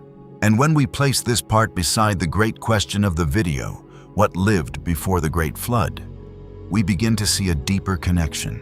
The Hopi believe that the old worlds ended because human beings lost balance.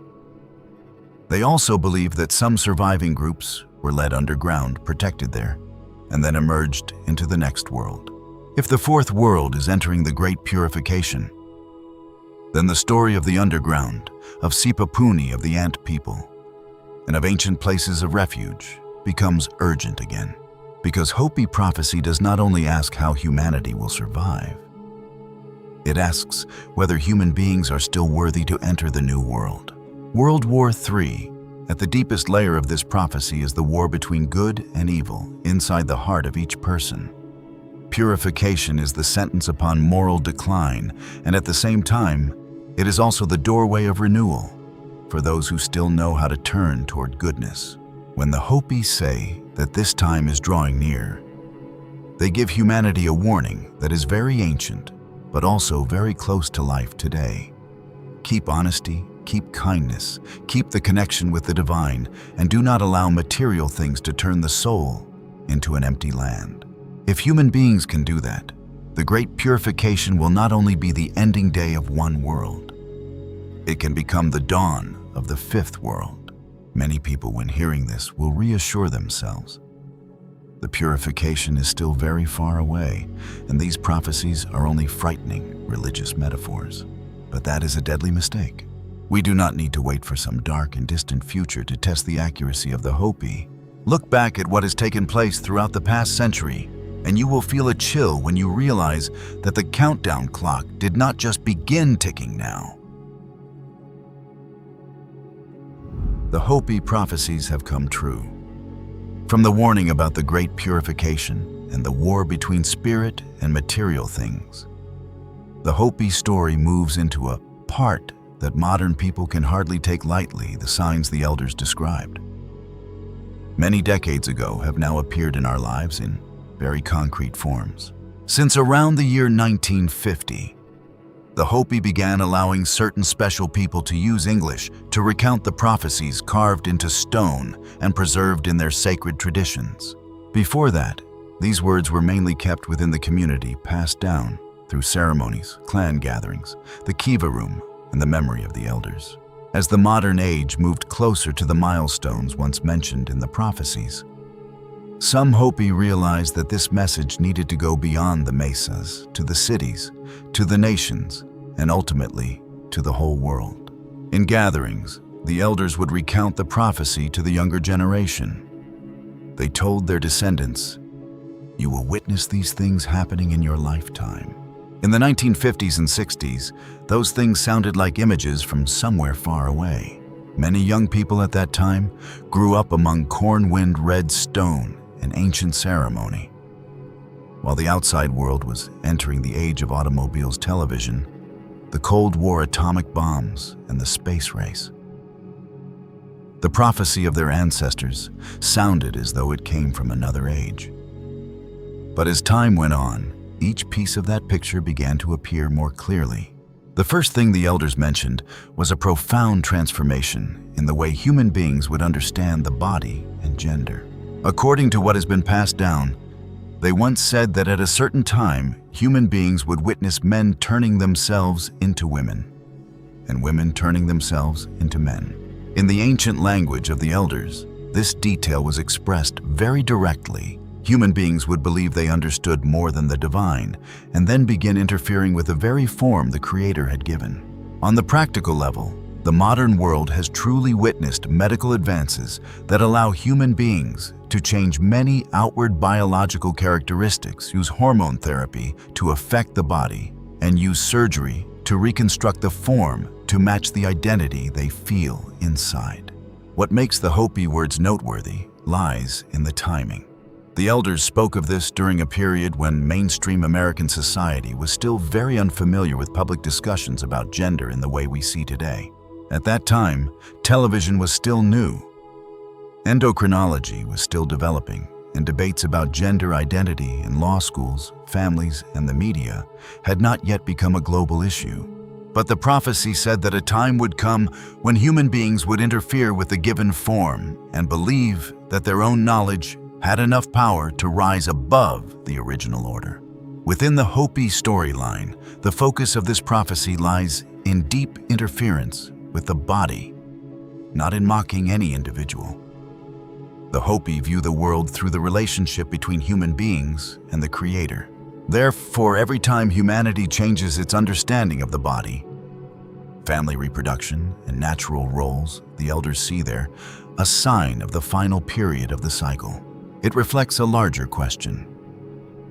Are human beings using knowledge to heal and help? Or are they using knowledge to declare that they have risen above sacred law? From the human body, Hopi prophecy goes even deeper into what they called the design plan of humanity. The elders once said that at a certain point human beings would find their own design plan. Today we call it DNA, Na short for deoxyribonucleic acid. In modern language, DNA is the molecule that carries genetic information made up of nucleotides. The human genome contains about 3 billion bases, about 20,000 genes, and 23 pairs of chromosomes. Half of each person's DNA comes from the father's sperm, and the other half comes from the mother's egg. Put simply, DNA is the biological instruction book the body uses to develop, repair, maintain, and pass on life. When the Hopi elders used the image of a design plan, they chose a strange way of speaking, but one very close to modern scientific language. The blueprint of a house shows where the walls are placed, which direction the doors open, and how the foundation carries weight. DNA also works as a set of instructions determining how cells create proteins, how the body forms traits, how inherited diseases pass through generations, and how life remembers itself in each smallest cell. The prophecy continues by saying that human beings would repair cutout or change that design plan. In the 1950s and 60s, this idea sounded almost beyond imagination. But only a few decades later, recombinant DNA technology was born. Scientists learned how to cut DNA from one source, join it with DNA from another source, and then insert that hybrid code into a host cell. From there, modern biotechnology began to develop at a very rapid speed. By the 21st century, CRISPR/Cas9 turned the idea of cutting and editing the design plan into a far more precise tool. Scientists can target a specific location in the genome, cut the DNA segment there, and then adjust or replace it according to a treatment goal. In the year 2023, the United States approved the first therapy using CRISPR for sickle cell disease. What the elders once described through the image of editing the design plan now appears in laboratories, hospitals, medical records, and the future of genetic treatment. The layer of meaning in the Hopi words therefore becomes sharper. When human beings found DNA, they found the material language of life. When they edit DNA, they begin rewriting small lines within that design plan. This can save the sick, treat genetic disorders, and open very great hope. But it also places an enormous responsibility before humanity. A civilization that touches the code of life must have morality deep enough to restrain itself. In the Hopi view, great knowledge always comes with a great trial. The elders also said that humanity would create new kinds of animals. At first, human beings would think they would be useful. For a short time, that may be true, but later generations would face the consequences left behind by the previous generation. These words sound very close to modern biotechnology, where human beings have created genetically modified animals to study disease, produce medicine, increase livestock productivity, or test new treatment methods. In laboratories, genetically modified mice have become familiar tools for studying cancer, Alzheimer's disease, heart disease, immunity, and hundreds of other conditions. Fish, pigs, cattle, sheep, and many other animals have also been genetically edited for different purposes. Some studies aim toward very practical benefits, such as creating disease models to develop life-saving medicines. But at the same time, the world must also face moral questions about the limits of interfering with life, the rights of animals, ecological risks, and long-term consequences when human beings bring new living creatures into the environment. The Hopi words go even farther. The elders said that human beings would see new animals, and even species that had once gone extinct would appear again. Today, the phrase de-extinction has become a real scientific topic. Some biotechnology companies claim they are using ancient DNA CRISPR cloning stem cells and assisted reproduction to create living beings carrying traits of vanished species, such as the woolly mammoth, the Tasmanian tiger, the dodo bird, or the dire wolf. A more careful way to describe this is that modern science is creating living creatures carrying genetic traits of extinct species, rather than bringing the original old species back exactly as they once were. But to those who heard the elders in earlier times, the idea of extinct animals appearing again was strange enough to be hard to believe. The 21st century has turned that idea into a project with laboratories, investors, geneticists, ancient DNA samples, and open scientific debate. Within the flow of the prophecy, the key point still lies in morality. Human beings create new living creatures to serve research, agriculture, medicine, or technological ambition. But every new living creature also brings a new responsibility. An animal edited by genes and then born in a laboratory is not merely a product. It is life. And the more a civilization gains the ability to create life according to its own will, the more it must ask itself, who will bear the consequences when knowledge runs ahead of conscience? After DNA and new animals, Hopi prophecy turns to a much more famous image, an eagle flying high at night and landing on the moon. Many indigenous tribes have similar prophecies about a large bird, an eagle, or a sign in the sky. In the Hopi tradition, as it has been recounted, the elders said that at a certain time an eagle would fly high into the night and land on the moon. Some versions also say that the eagle would fly around the moon. When that sign occurred, many indigenous people would still be in deep sleep. Deep sleep here carries a spiritual meaning. They had forgotten the teachings of the divine, forgotten the old path, and allowed themselves to lose direction in the modern world. Then on July 20th, 1969, Apollo 11 landed on the moon. The lunar module of that mission was named Eagle.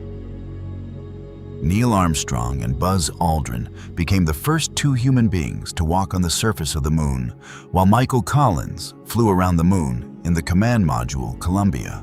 The words, "The Eagle has landed," returned to Earth through radio waves, and in that very moment, the image of the eagle landing on the moon stepped out of prophecy and became a historical event, televised, recorded, photographed, and preserved by NASA.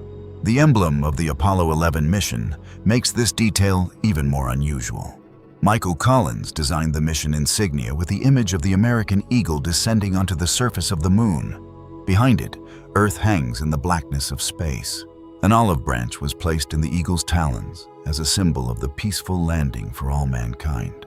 At first, the olive branch had been placed near the beak, but after discussion, it was moved down to the talons, so the image of the eagle would look less warlike and carry a clearer meaning of peace. To the Hopi, the eagle landing on the moon was a very great sign. It showed that humanity had entered the time when the prophecy began to open. After that, sign power would return, but this power must be understood in a spiritual sense. When human beings saw the eagle set foot on the moon, they also saw the truth that technology had carried humanity beyond Earth. A civilization capable of leaving its own planet is also capable of destroying itself if it lacks morality. Therefore, the morning light after the eagle is both hope and warning. After the moon sign, the Hopi elders also spoke of great villages where human beings would live inside, but lose the ability to see the real world outside. Those villages were described with the image of stone villages or stone fields. To modern people, this image is very easy to connect with concrete cities, high-rise apartment buildings, shopping centers, highways, glass walls, and sealed offices. Inside those stone villages, human beings move around as though swimming inside empty shells. The image of empty shells is very powerful. It points to the condition in which human beings still have bodies, jobs, houses, clothes, bank accounts, and communication devices, yet inside they gradually lose tradition, faith, gratitude, and purpose in life. The Hopi saw a kind of life where the outside appears convenient, while the inside is drained of the values that once nourished the soul. This is appearing very clearly in modern cities. A person lives in an apartment among millions of people, yet the neighbor on the next floor remains a stranger. A family has enough televisions, phones, and tablets. But at dinner, each person holds a separate device, eating while scrolling online, with almost no one talking to anyone. An employee goes to work every day, clocks and attends meetings, sends emails, but when facing a personal problem, does not know whom to share it with, because in the company, everyone only knows one another through work.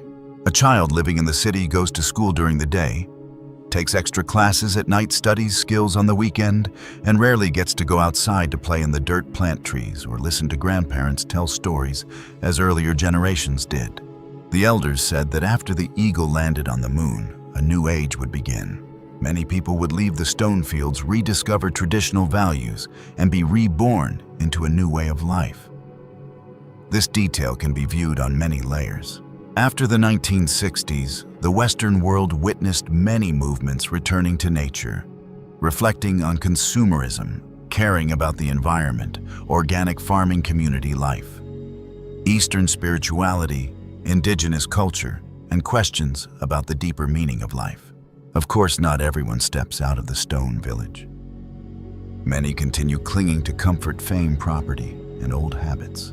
In the Hopi words, one day when the sun still rises in the morning over a village, as it does every day by evening, that entire village will rise like vapor and disappear. Those who remain inside the village will also vanish with it.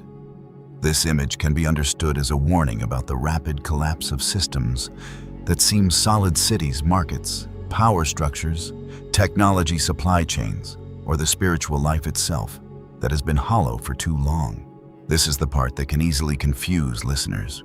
Some people once asked the elders, "Can we think of some way to save everyone?" The elders answered that events would happen in the way that had been foretold. They wanted to tell others what they knew. But there are people who have eyes and refuse to see, who have ears and refuse to hear. A person lacking spiritual understanding will find it difficult to receive the warning, no matter how many times it is spoken. Even so, they still keep the belief that there will certainly be people who awaken. This is the most humane point in Hopi prophecy. The elders did not speak prophecy to make human beings despair. They spoke in order to awaken. A warning has value only when there is still time to change, and the entire chain of signs that have come true in the eyes of the Hopi all leads back to the same goal: helping human beings realize that the present age is standing at a crossroads. When those signs are placed beside one another, the picture becomes very clear. Human beings interfere deeply with the body. Human beings have found DNA, the biological design plan of life. Human beings have learned how to cut and edit genetic code. Human beings create new living beings and seek ways to restore the traits of species that have gone extinct. The eagle has flown to the moon and landed exactly as the prophetic image described. Gigantic stone villages have risen across the world, where millions of people live in comfort but feel empty inside. After all this, a group of people begins wanting to leave the vortex of material things in order to rediscover the land tradition, morality, and spiritual life. To the Hopi, these things are not a chain of disconnected coincidences. They are markers on the road of the fourth world.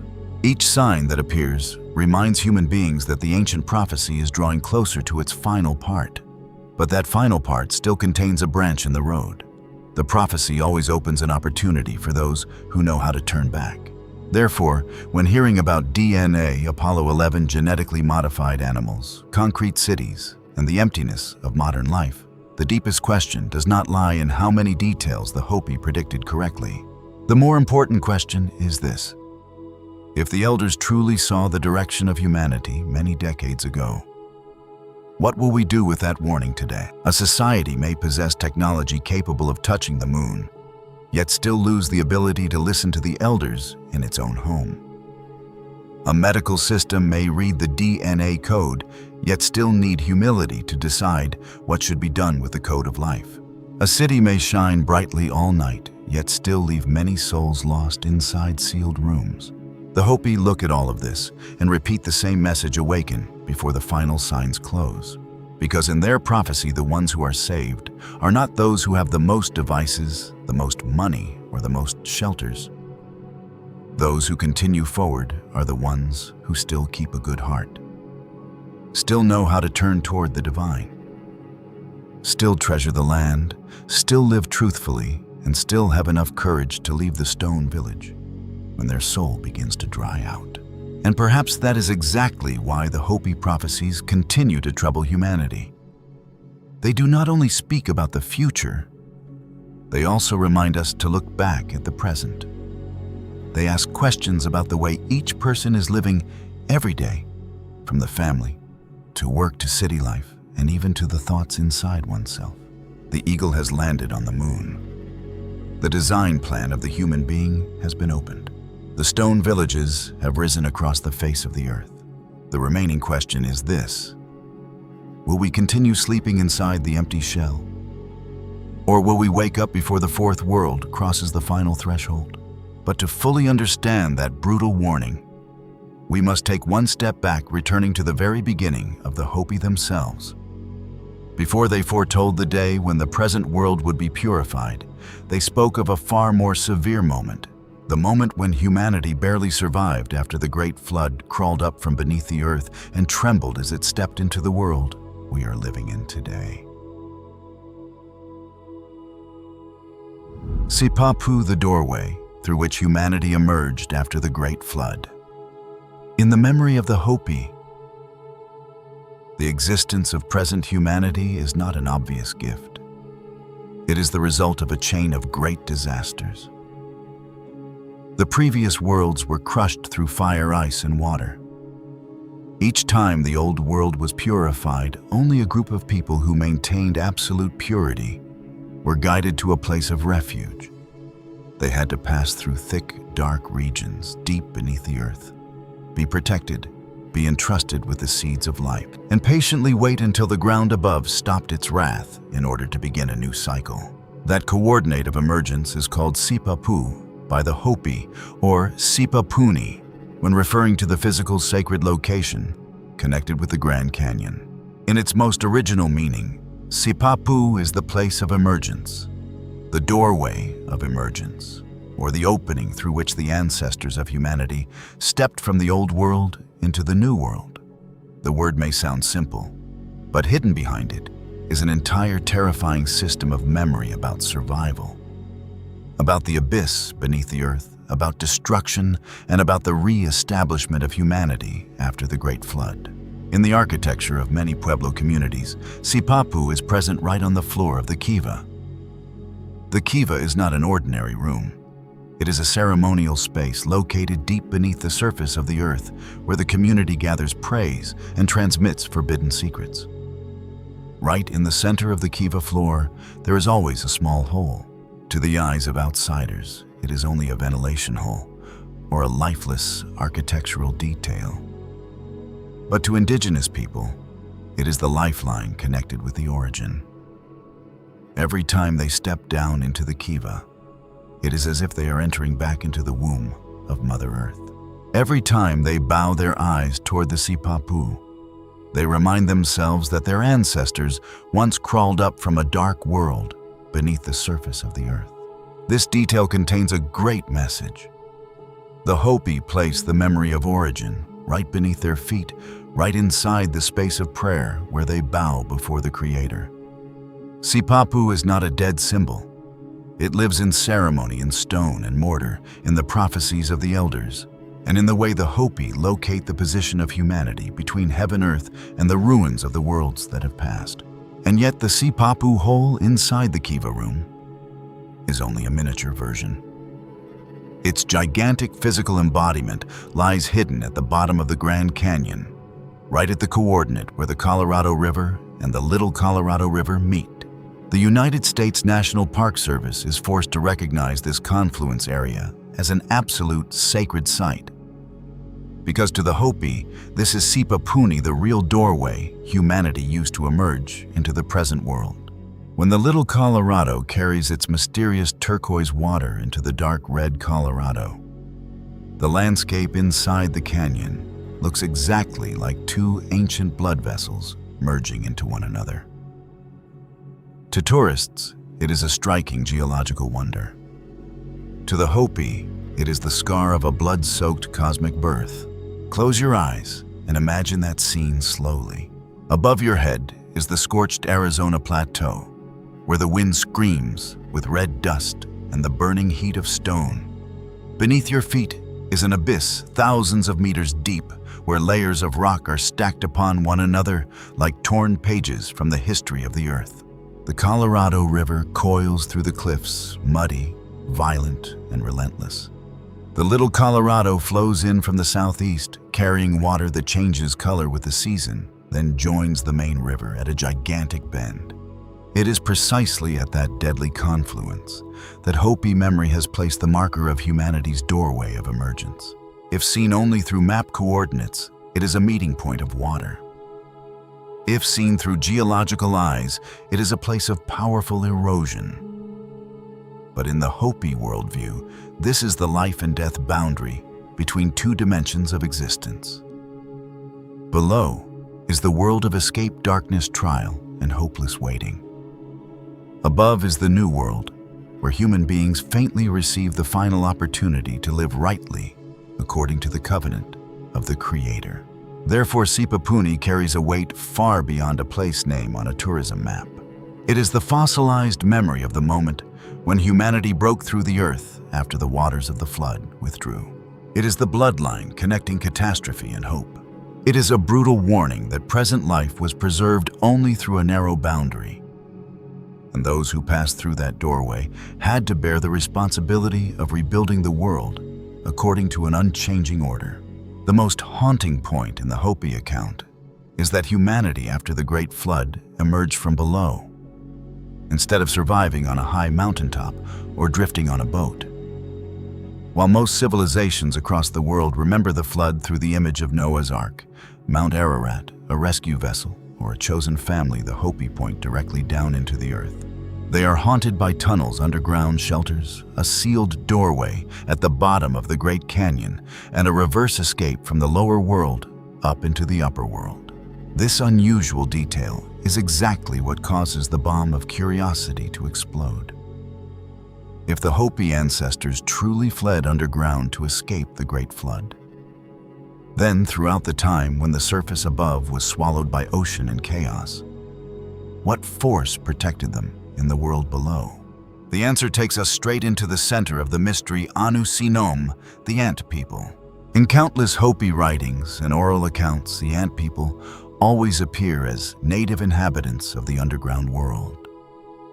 Those who sheltered and helped the ancestors of humanity survive the most brutal periods of purification.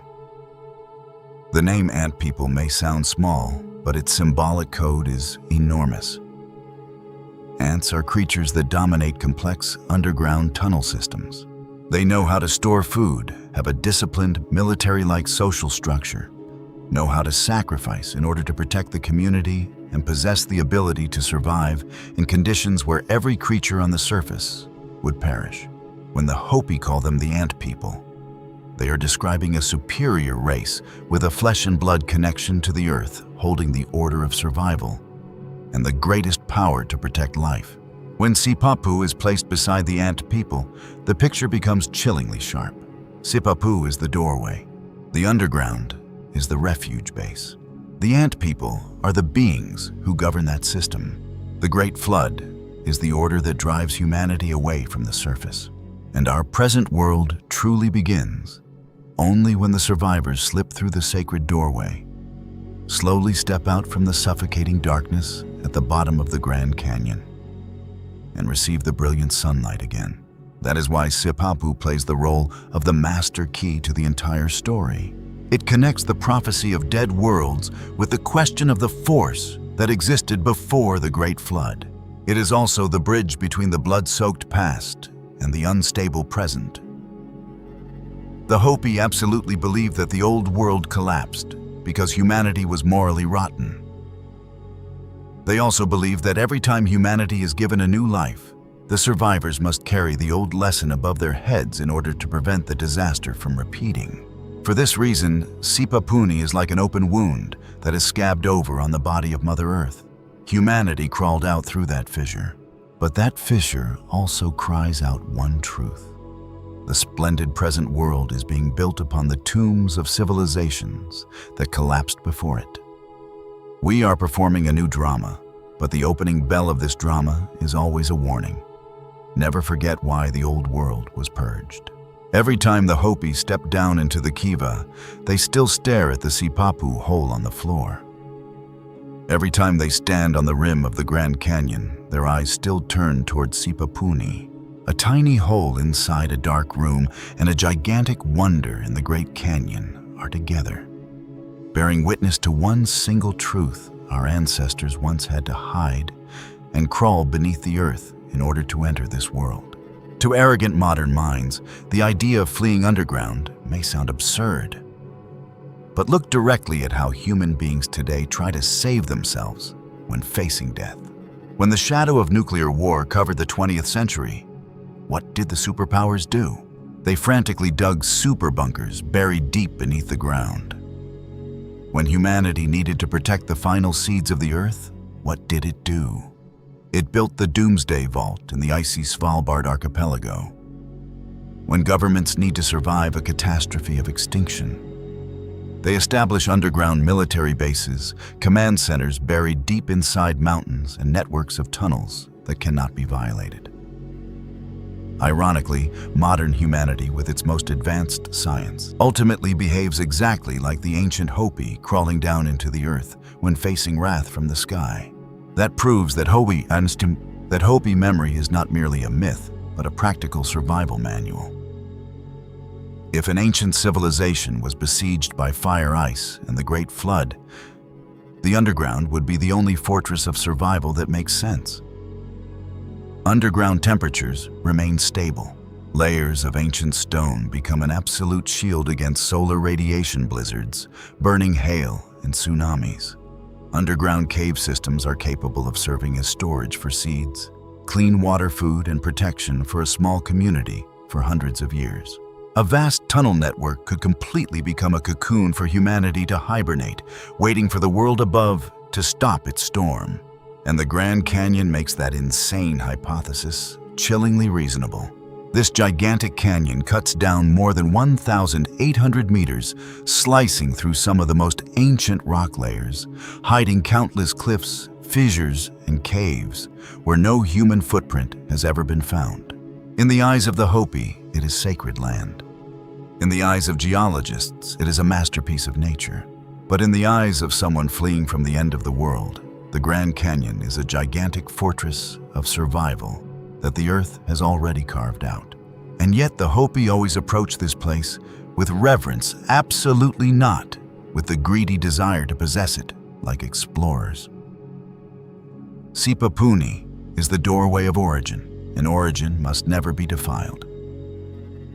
Modern people treat every corner of the Earth as a place to drill, cut, and investigate. But to indigenous people, there are coordinates where ancestors passed through, where blood oaths were established, where memory is still breathing.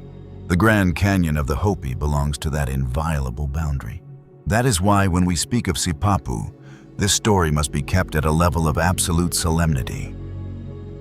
This is not an Indiana Jones-style treasure map, nor is it encouragement to invade forbidden lands. It is the universal key to unlocking the way the Hopi remember origin. They affirm that humanity climbed up from the bottom of the abyss. They affirm that the present world was reborn after water washed all sins away. And behind that closed doorway of Sipapu lies the secret of an underground race that mastered the earth beneath before human beings entered the new chapter. At this point, the true meaning of the video title has fully revealed itself. What the Hopi said was living before the flood. This title is not only hunting for a strange creature. It is knocking on the door of a world buried alive beneath the deep layers of memory. Long before the flood arrived beneath the surface of the earth, there existed a force that knew organization, understood survival technology, had enough power to protect humanity through the great catastrophe, and guided them through the darkness. They are Sinom, the ant people. And if Sipapu is the doorway, then the ant people are the gigantic beings already waiting behind that door. In the next part, we will step directly into the domain of Sinom. Are they simply symbols of the spirit of survival? Or are they the remnants of a pre-flood race that once ruled the underground cities beneath the floor of the Grand Canyon? Why did the Hopi use the image of the tiny ant to describe these gigantic saviors? And could the ancient murals be preserving evidence of the things that once ruled the surface of the earth before water drowned everything? Sinom, the ant people in Hopi memory. If Sipapu is the doorway, then the next question is very natural. Who was behind that doorway? Who was already waiting beneath the earth when the surface above was swept by fire, ice, and water? Who knew how to live in darkness, how to store food, how to protect the survivors, and how to lead human beings through the most dangerous moment of a collapsing world. In Hopi memory, the answer has been passed down through a name that sounds very strange to modern ears: Sinom, the ant people. When hearing ant people, many Americans today may immediately imagine an old science fiction movie, the kind with half-human, half-insect creatures crawling up from beneath the earth. But to the Hopi, that name carries a much deeper layer of meaning. They are speaking about underground inhabitants, living beings with order, with the ability to shelter others, and with a special connection to the survival cycles of humanity. First, look at ants with ordinary eyes. If you have ever lived in the desert region of the American Southwest, or ever passed through Arizona on a hot afternoon, you will see ants everywhere. They are small, but their organization is worthy of respect. They dig long tunnels beneath the ground, build storage chambers, protect larvae, divide labor clearly, and keep the entire community functioning under harsh conditions. When the sunlight on the surface becomes scorching, their true world continues beneath the layer of sand. On the surface, you only see a few small nest openings. Beneath it, an entire city is operating. To the Hopi, that image is very close to the lesson of survival. Ants know how to live beneath the earth. Ants know how to prepare before difficult seasons. Ants do not waste food. Ants place the community above the individual. Ants understand the value of tunnels, storage chambers, discipline, and coordination. When a people live in a dry desert, where one timely rain can decide an entire season of corn, the image of the ant becomes a very practical lesson. It teaches human beings to prepare to be humble and to live according to order. Therefore, Sinom in Hopi memory can be understood as people of the earth below. They belong to the deeper layer beneath the surface, where ordinary human beings can hardly live for long. They are familiar with darkness, stone tunnels, storage chambers, and disciplined life. In popular accounts, they appear at the moment when the world above enters great disaster. When fire descends, when ice covers the earth, when floodwaters sweep away the old world, the ant people open a path for a group of survivors to go down beneath the earth. Imagine that scene in a very close way. Above, the sky changes color. Winds sweep across the plains. Animals flee from their habitats. Water rises in the canyons. The ground trembles. Those who still keep the teachings of the Creator understand that the moment to go below has arrived. They carry seeds, tools, a little food. The memory of their ancestors and children, too small to understand why the world is changing. Then they enter the earth, not a small cave to avoid rain for one night. They enter a system deeper and wider, with passageways, spaces of refuge, places to keep food, and places to protect the elderly and the young. In that darkness, the inhabitants called the ant people shelter them. This is the detail that makes the Hopi story different. Many civilizations tell of the Great Flood through the image of a boat. In the Bible, Noah builds an ark to pass through the floodwaters. In Mesopotamia, Utnapishtim is warned and builds a great boat. In Indian tradition, Manu is led through the waters by sacred help. Those stories place survival upon the water. The Hopi place survival beneath the earth. That makes Sinom the most important link in our title. Before the Great Flood, according to the Hopi, beneath the surface, there were already beings living there. They did not appear after the disaster. They were already there, organized, with places of refuge, with the ability to receive human beings in the hour of danger. If you are an American viewer who grew up with stories about Cold War bunkers, this will sound very familiar. When human beings fear nuclear bombs, they build shelters underground. When governments want to protect data, they place servers in fortified facilities. When scientists want to preserve seeds for the future, they put them inside a vault deep in an icy mountain. When the world above becomes dangerous, the survival instinct of human beings always pulls us downward. So if modern humanity does this, why should an ancient memory of underground refuge surprise us? The Hopi see the earth below as a place that preserves life through cycles. In their telling, the underground is not merely a physical space.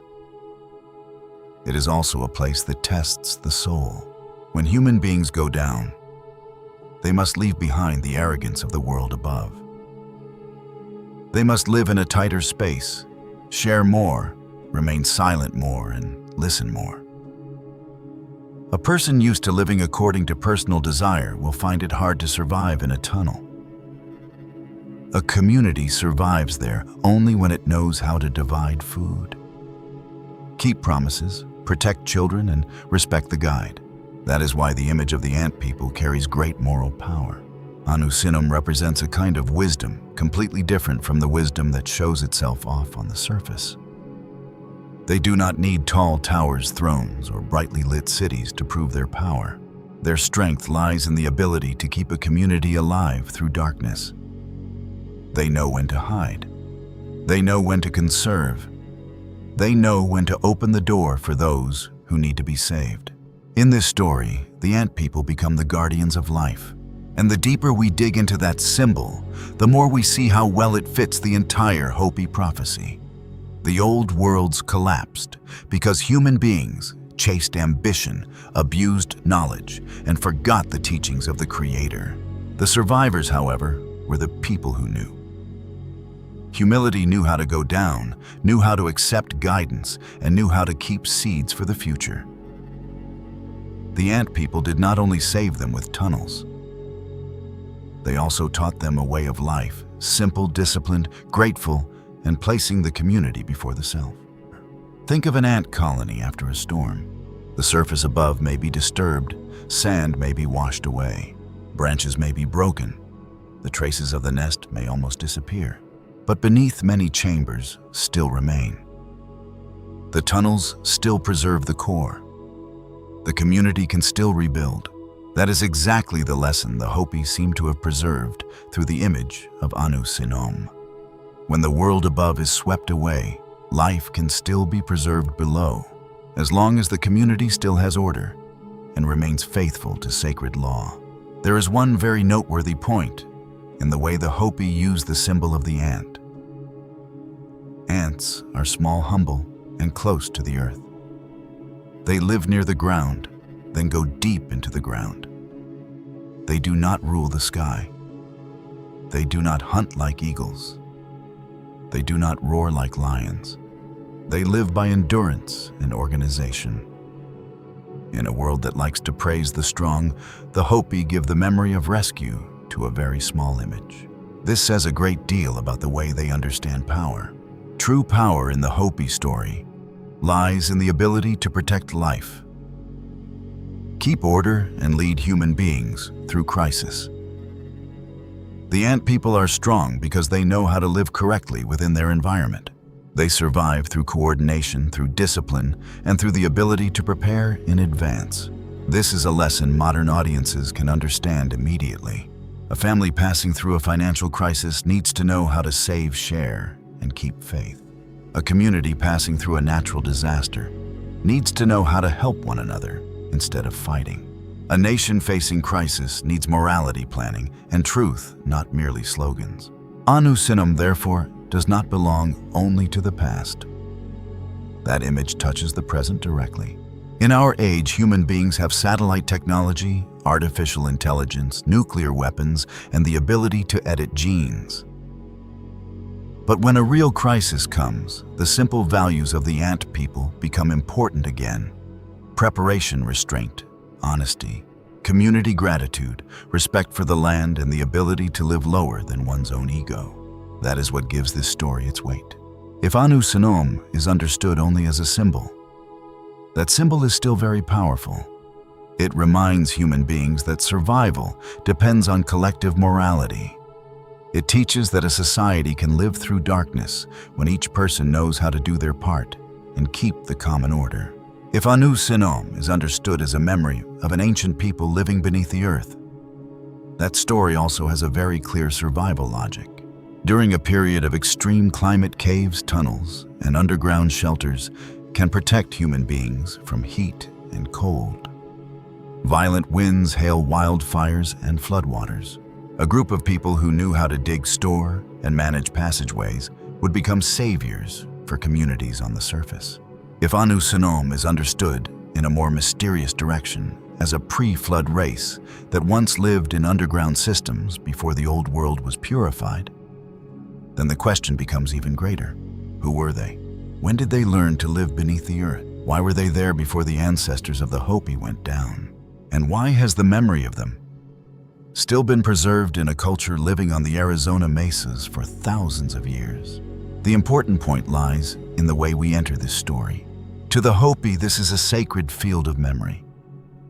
It needs to be approached with respect, as if you were entering another family's house and saw a photograph of their ancestors on the table.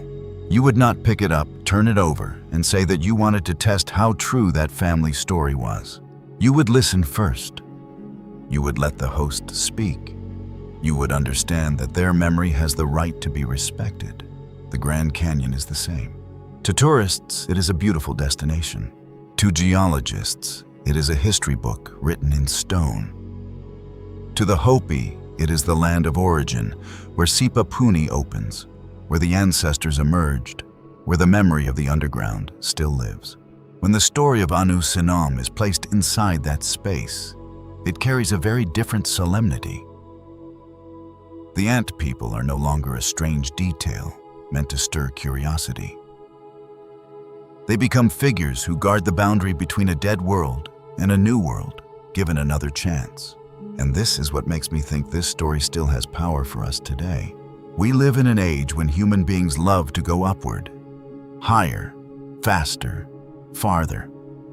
Up to the moon, up into orbit, up into skyscrapers, up into vast data systems. But the Hopi say that to survive the final moment, the ancestors had to go down into the earth, down into humility, down to the place where human beings learn silence, waiting, sharing, and being guided. That is a very deep paradox. The old world collapsed because human beings wanted to lift themselves too high. The survivors were saved by going down. In modern stories, we often look for a savior in the sky, a ship, a god descending a new technology, an invention that will solve everything. But Hopi memory points beneath our feet. It says the answer may lie in the earth, in deep shelters, in buried memory, in a more humble way of life, and in very old lessons that modern human beings have taken lightly.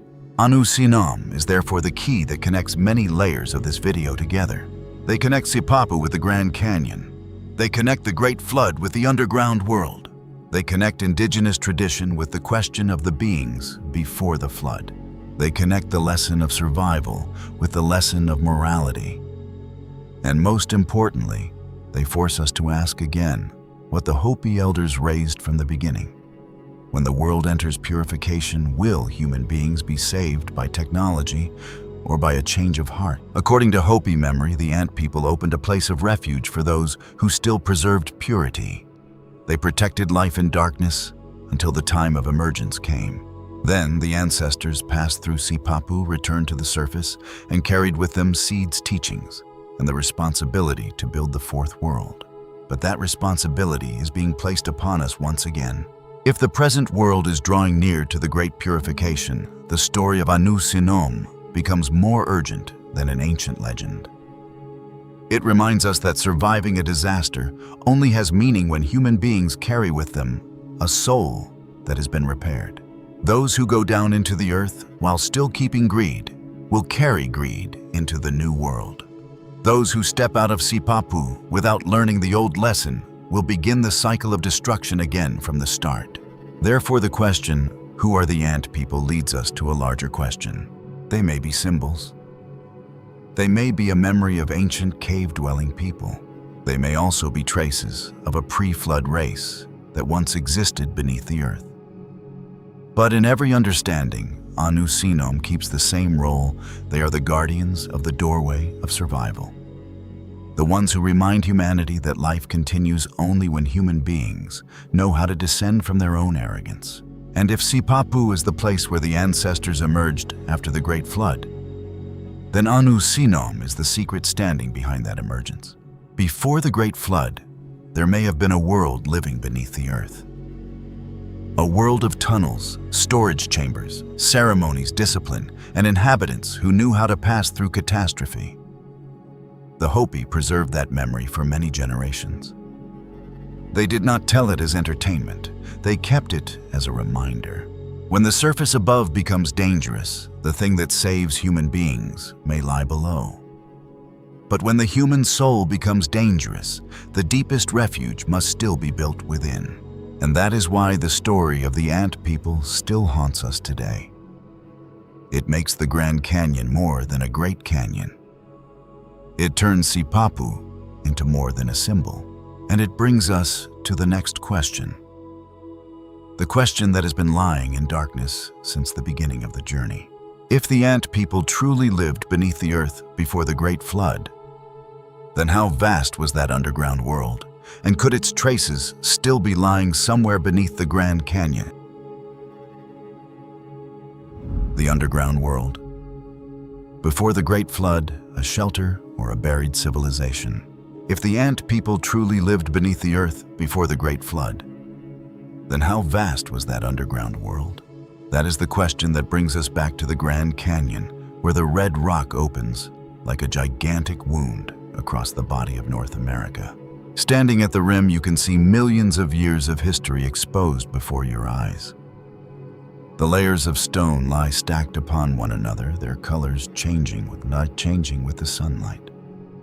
While the Colorado River far below continues cutting through the heart of the canyon like a blade made of water. But what makes the Grand Canyon so haunting in the Hopi story lies in this: what we see from above is only the surface. Inside those cliffs are fissures, cavities, limestone hollows, natural passages, and dark spaces that most modern human beings have never entered. The National Park Service recognizes that the Grand Canyon contains many caves, most of them located within the red wall limestone layer. These caves have preserved traces of ancient animals, fossilized dung bones, hair, and biological remains from very distant periods. This shows that the canyon is not only a gigantic wall of stone, it is also a natural archive, a place where the earth below can preserve what the surface has lost. To the Hopi, this carries an even deeper meaning.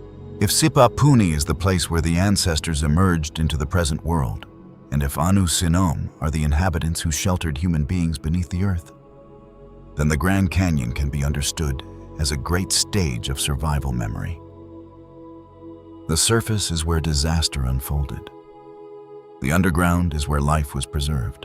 The Sipapu doorway is the point of transition between the old and the new. And it is precisely here that the story begins to enter the boundary region between history, oral tradition, and archaeological mystery. In the first part of the video, we mentioned the famous article from the Arizona Gazette on April 5, 1909. The article told of G.E. Kincaid, an explorer said to have discovered an artificial cave system deep inside the Grand Canyon.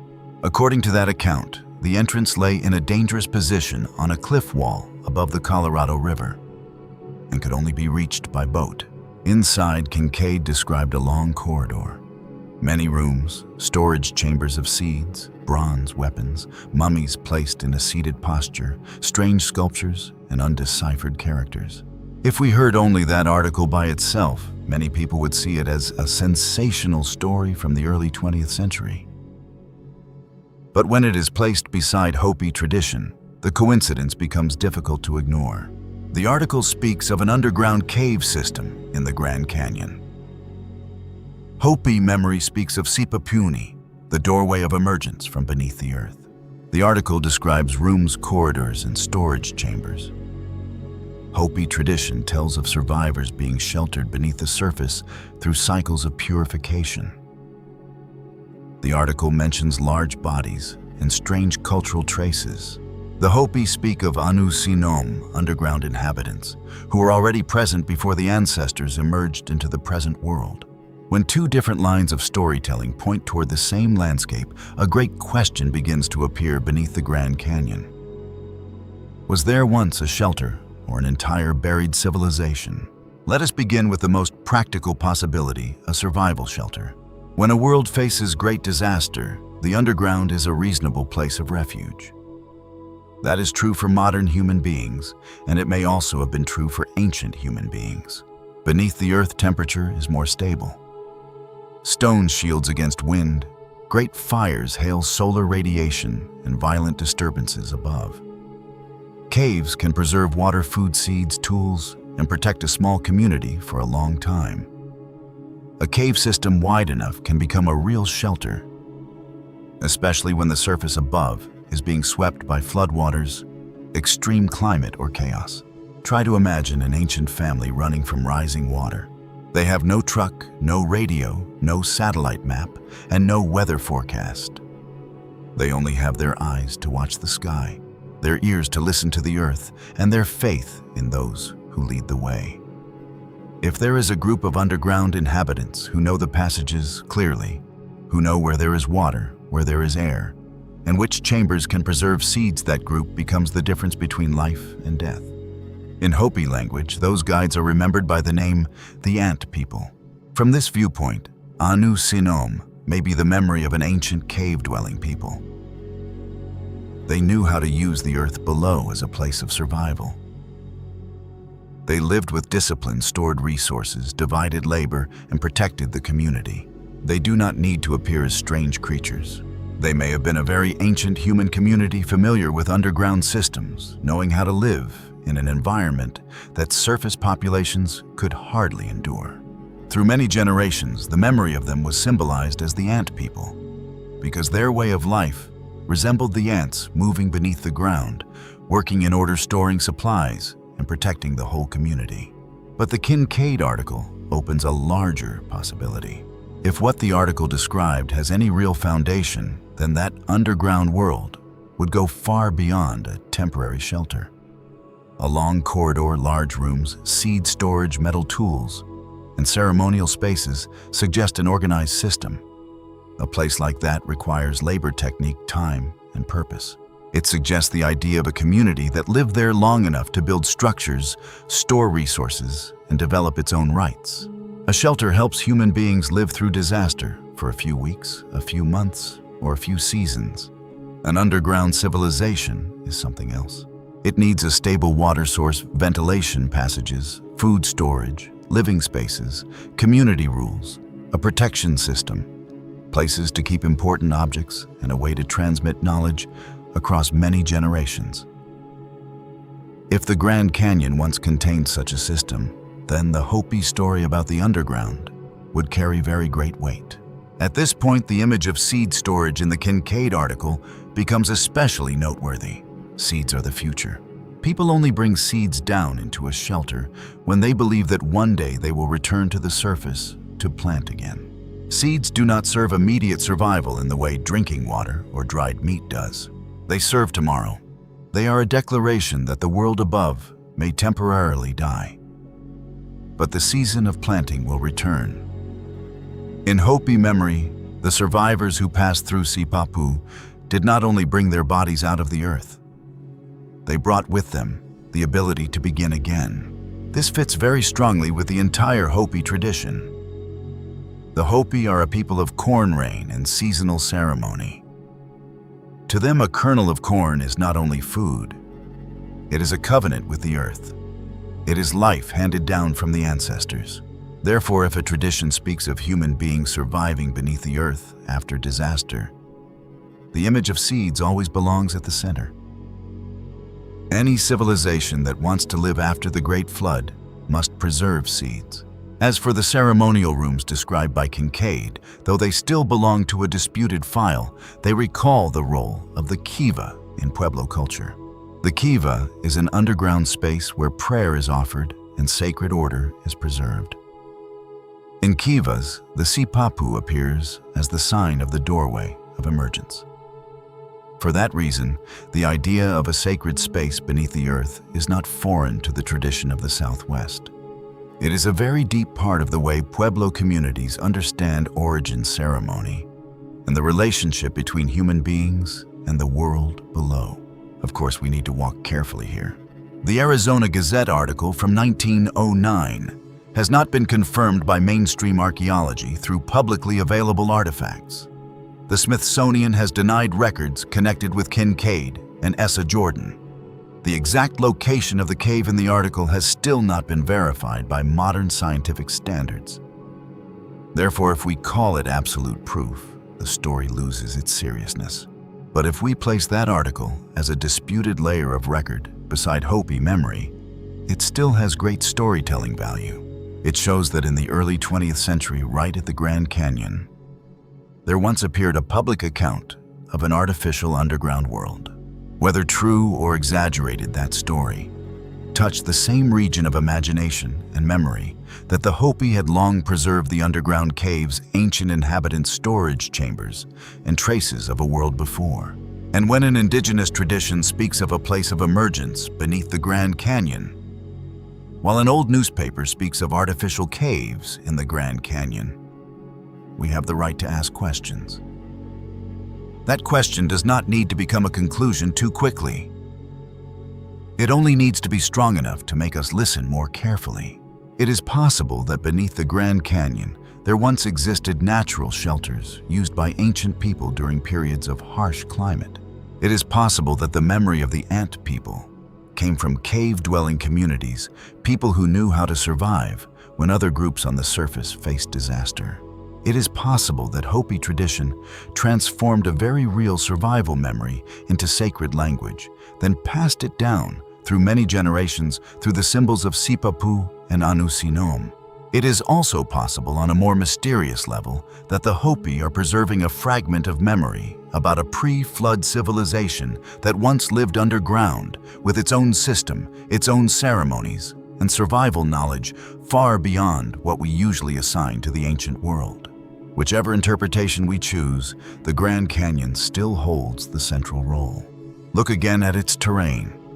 The canyon stretches for hundreds of miles, descends more than 1,800 meters, cuts through many layers of stone, and opens into countless vertical cliffs.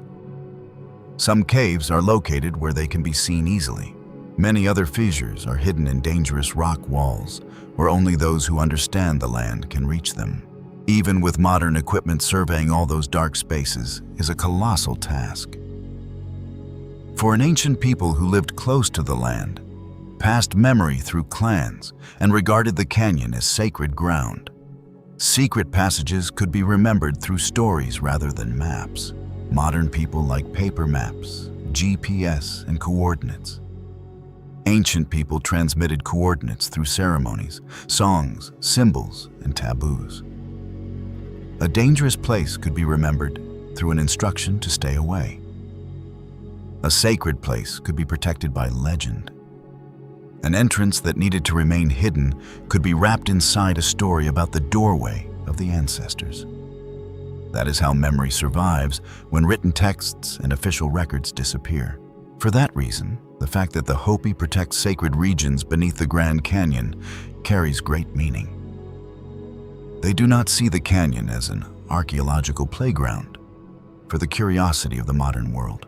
To them, it is the region of origin. Sipapu is where the ancestors emerged. The spaces beneath the canyon belong to sacred memory.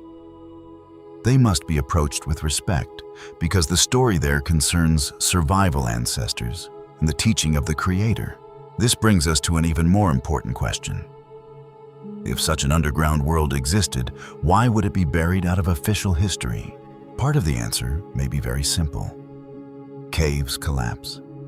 Entrances are sealed by fallen rock. Floodwaters change course. Sediment layers fill passageways. Those who knew the location pass away without transmitting it outside the community. Over time, the physical shelter becomes sacred memory. The real doorway becomes the Sipapu symbol. The underground inhabitants become the ant people in tradition. But there's also a more modern social layer.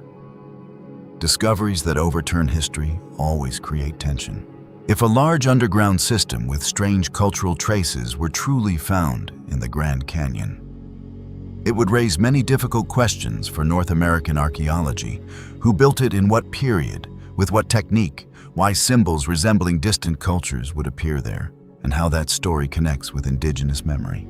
Questions like that are powerful enough to make many institutions cautious, especially in the early 20th century, when the control of public land antiquities and historical narratives was tied to national power. That is precisely why the Kincaid file has lived on for more than a century. It lives on because it touches the suspicion of modern people. It lives on because the Grand Canyon truly has caves. It lives on because the Hopi truly preserve the memory of Sipapu. It lives on because many civilizations in the world tell of the Great Flood. And it lives on because deep down, human beings feel that history may be far broader than what is written in schoolbooks. Imagine if tomorrow a stone doorway were found in a deep wall of the Grand Canyon. Inside there is a cold, dry corridor. On the walls are strange carvings. In a chamber beside it, seeds are placed in stone jars. Farther in are bones, tools, bronze objects, and rooms resembling long-term shelters. Just one discovery like that would be enough to force the entire world to look again at the question of pre-flood people, ancient migration routes, the relationship between indigenous tradition and real geology. But even if that doorway has never been opened before the camera, the Hopi story still carries its own value. It teaches us that the ancients looked at disaster through moral memory.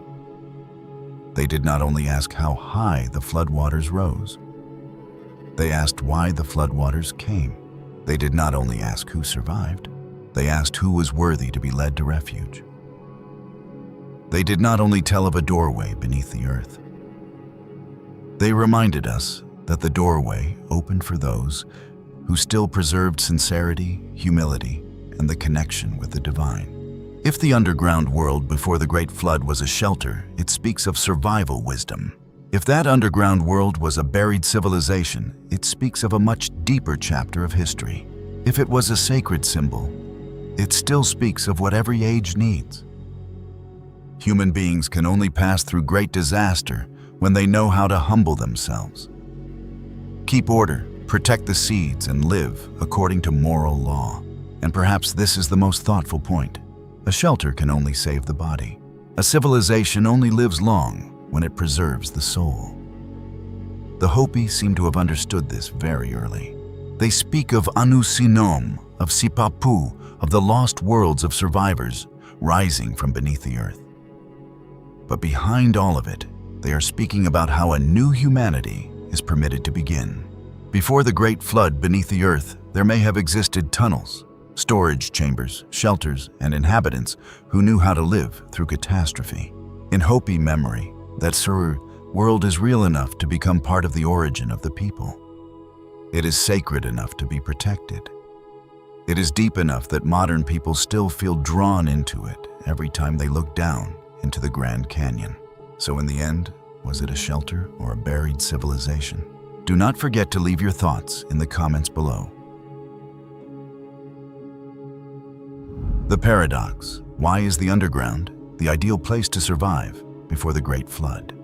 When hearing the Hopi say that the ancestors of humanity once went down beneath the earth to survive the periods of purification, many modern people will have a very natural reaction.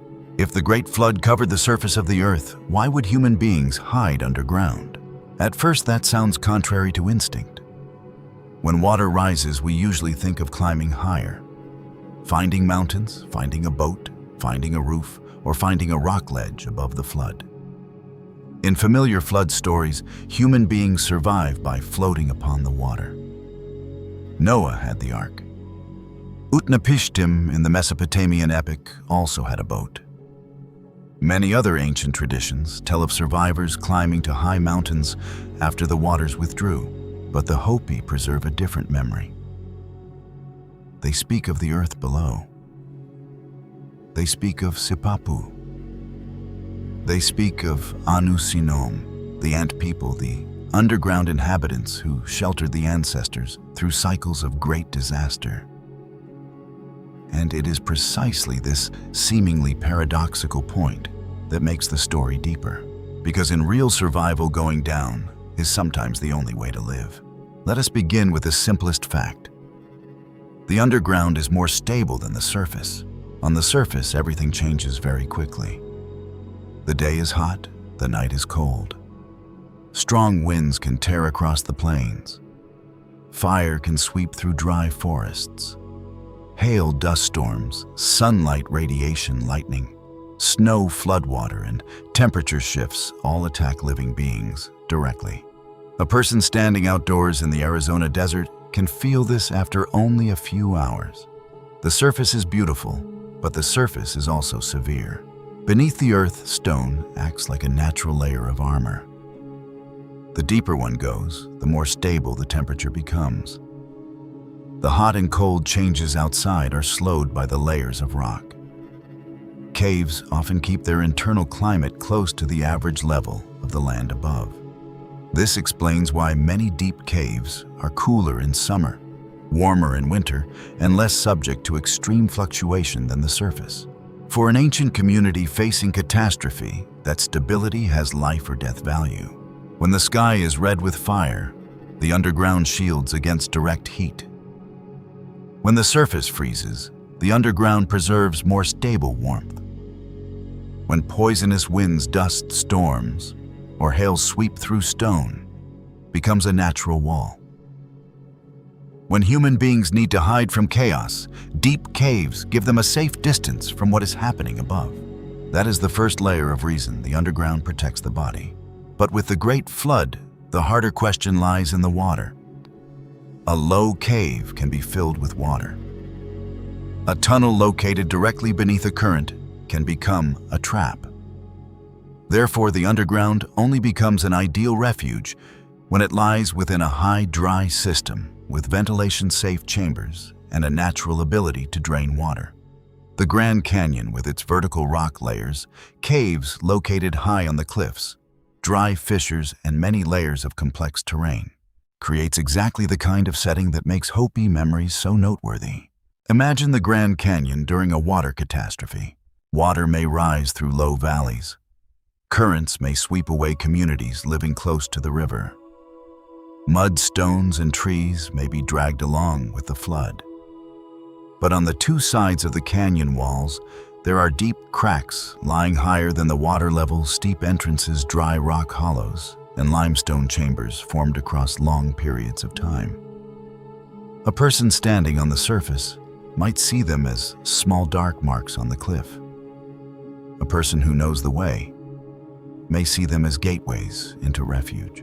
This is the important point in the Kincaid story and in Hopi tradition. The entrance described by the article from 1909 was located on a cliff wall above the Colorado River, in a position that could only be reached by boat. That detail, though still part of a disputed file, fits survival logic very well. An entrance located high on a cliff can avoid the main current. A cave system going deep into stone can preserve dry chambers.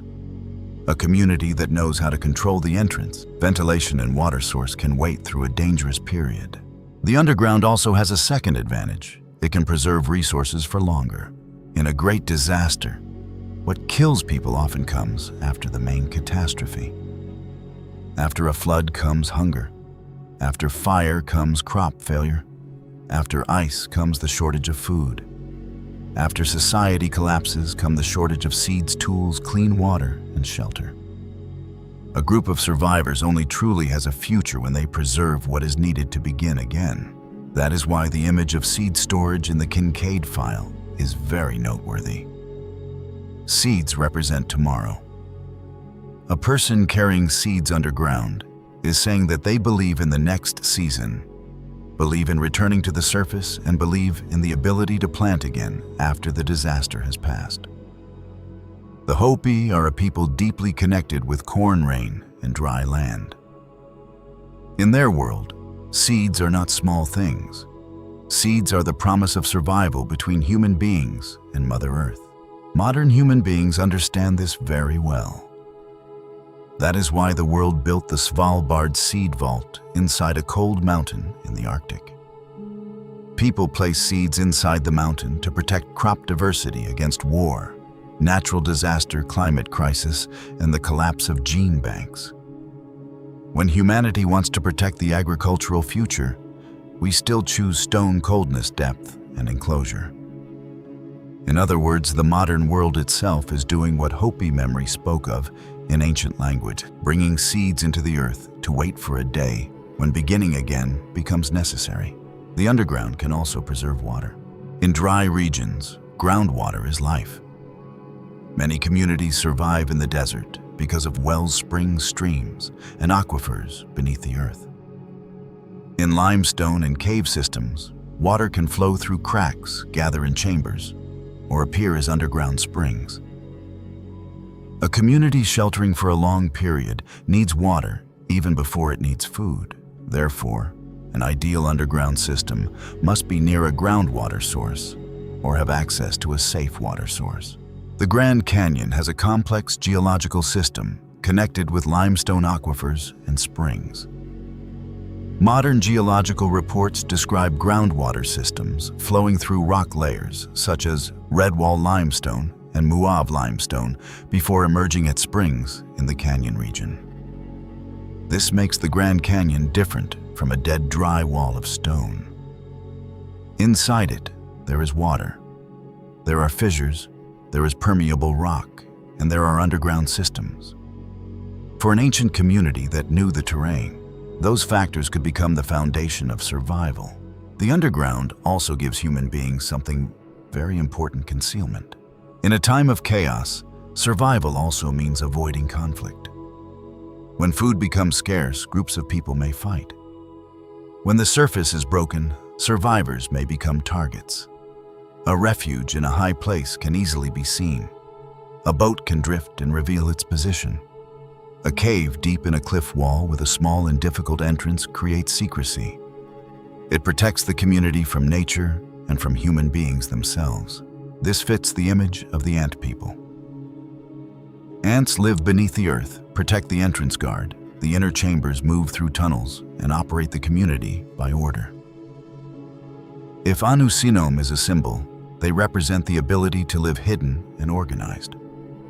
If they are a memory of an underground group, they may have possessed exactly the kind of knowledge that surface people needed during great disaster: which path was safe, which chamber had air, which water source could be used, which door needed to be closed, and when it was time to emerge.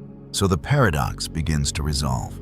During the Great Flood, a low and sealed underground space can become dangerous.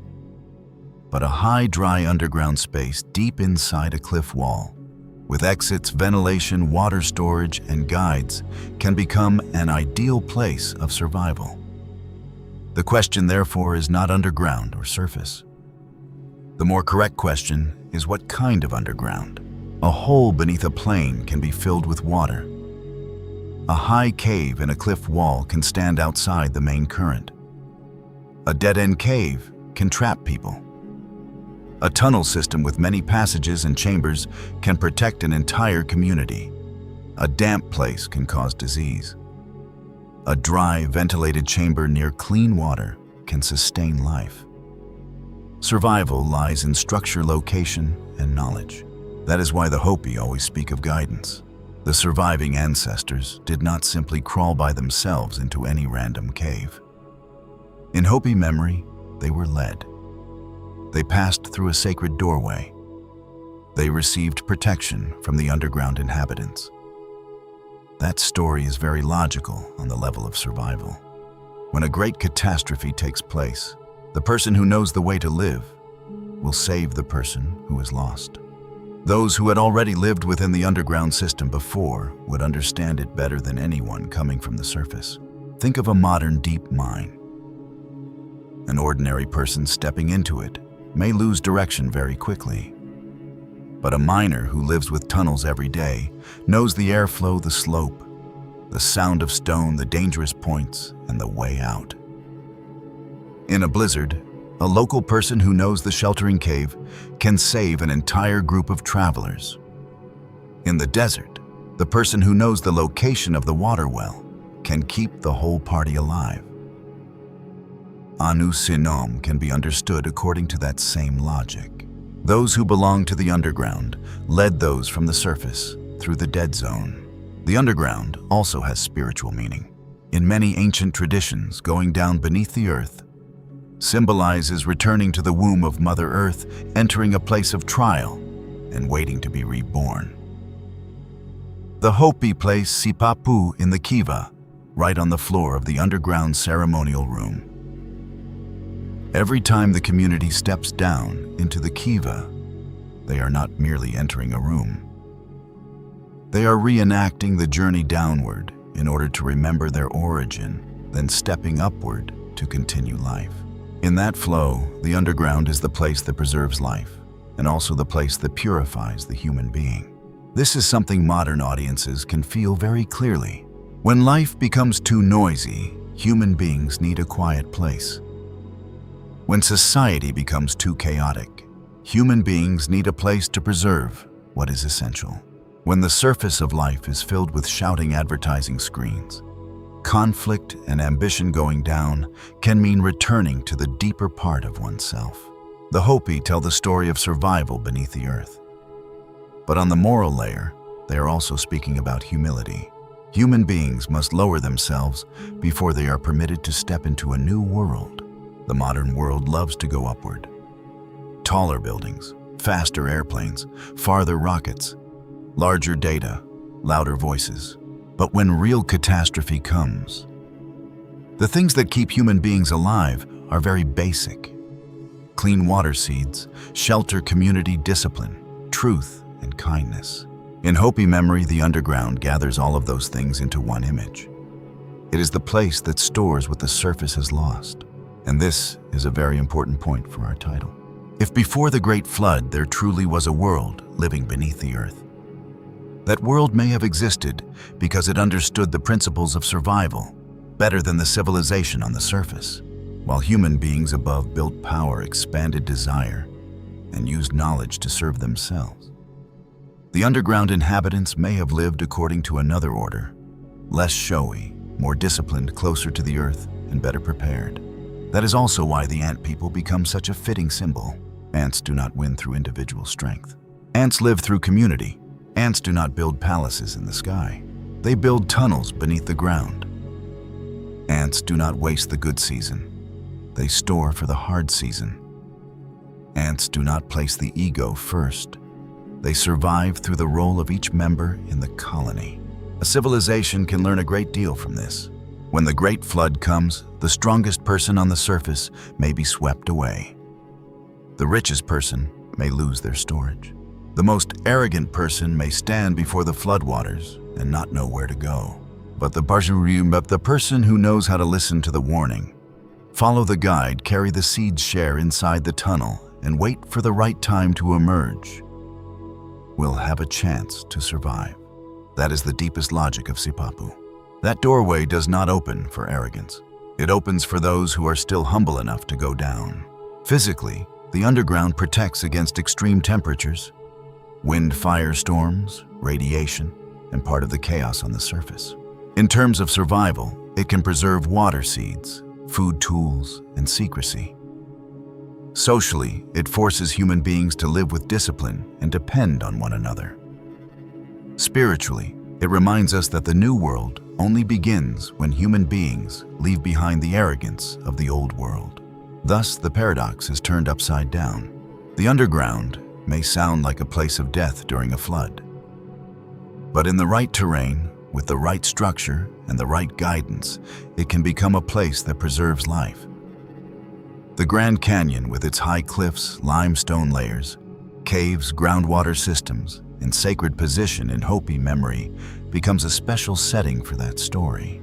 If the Hopi say their ancestors emerged from Sipapu, after the purifications, they are preserving a memory with both geological depth and moral depth.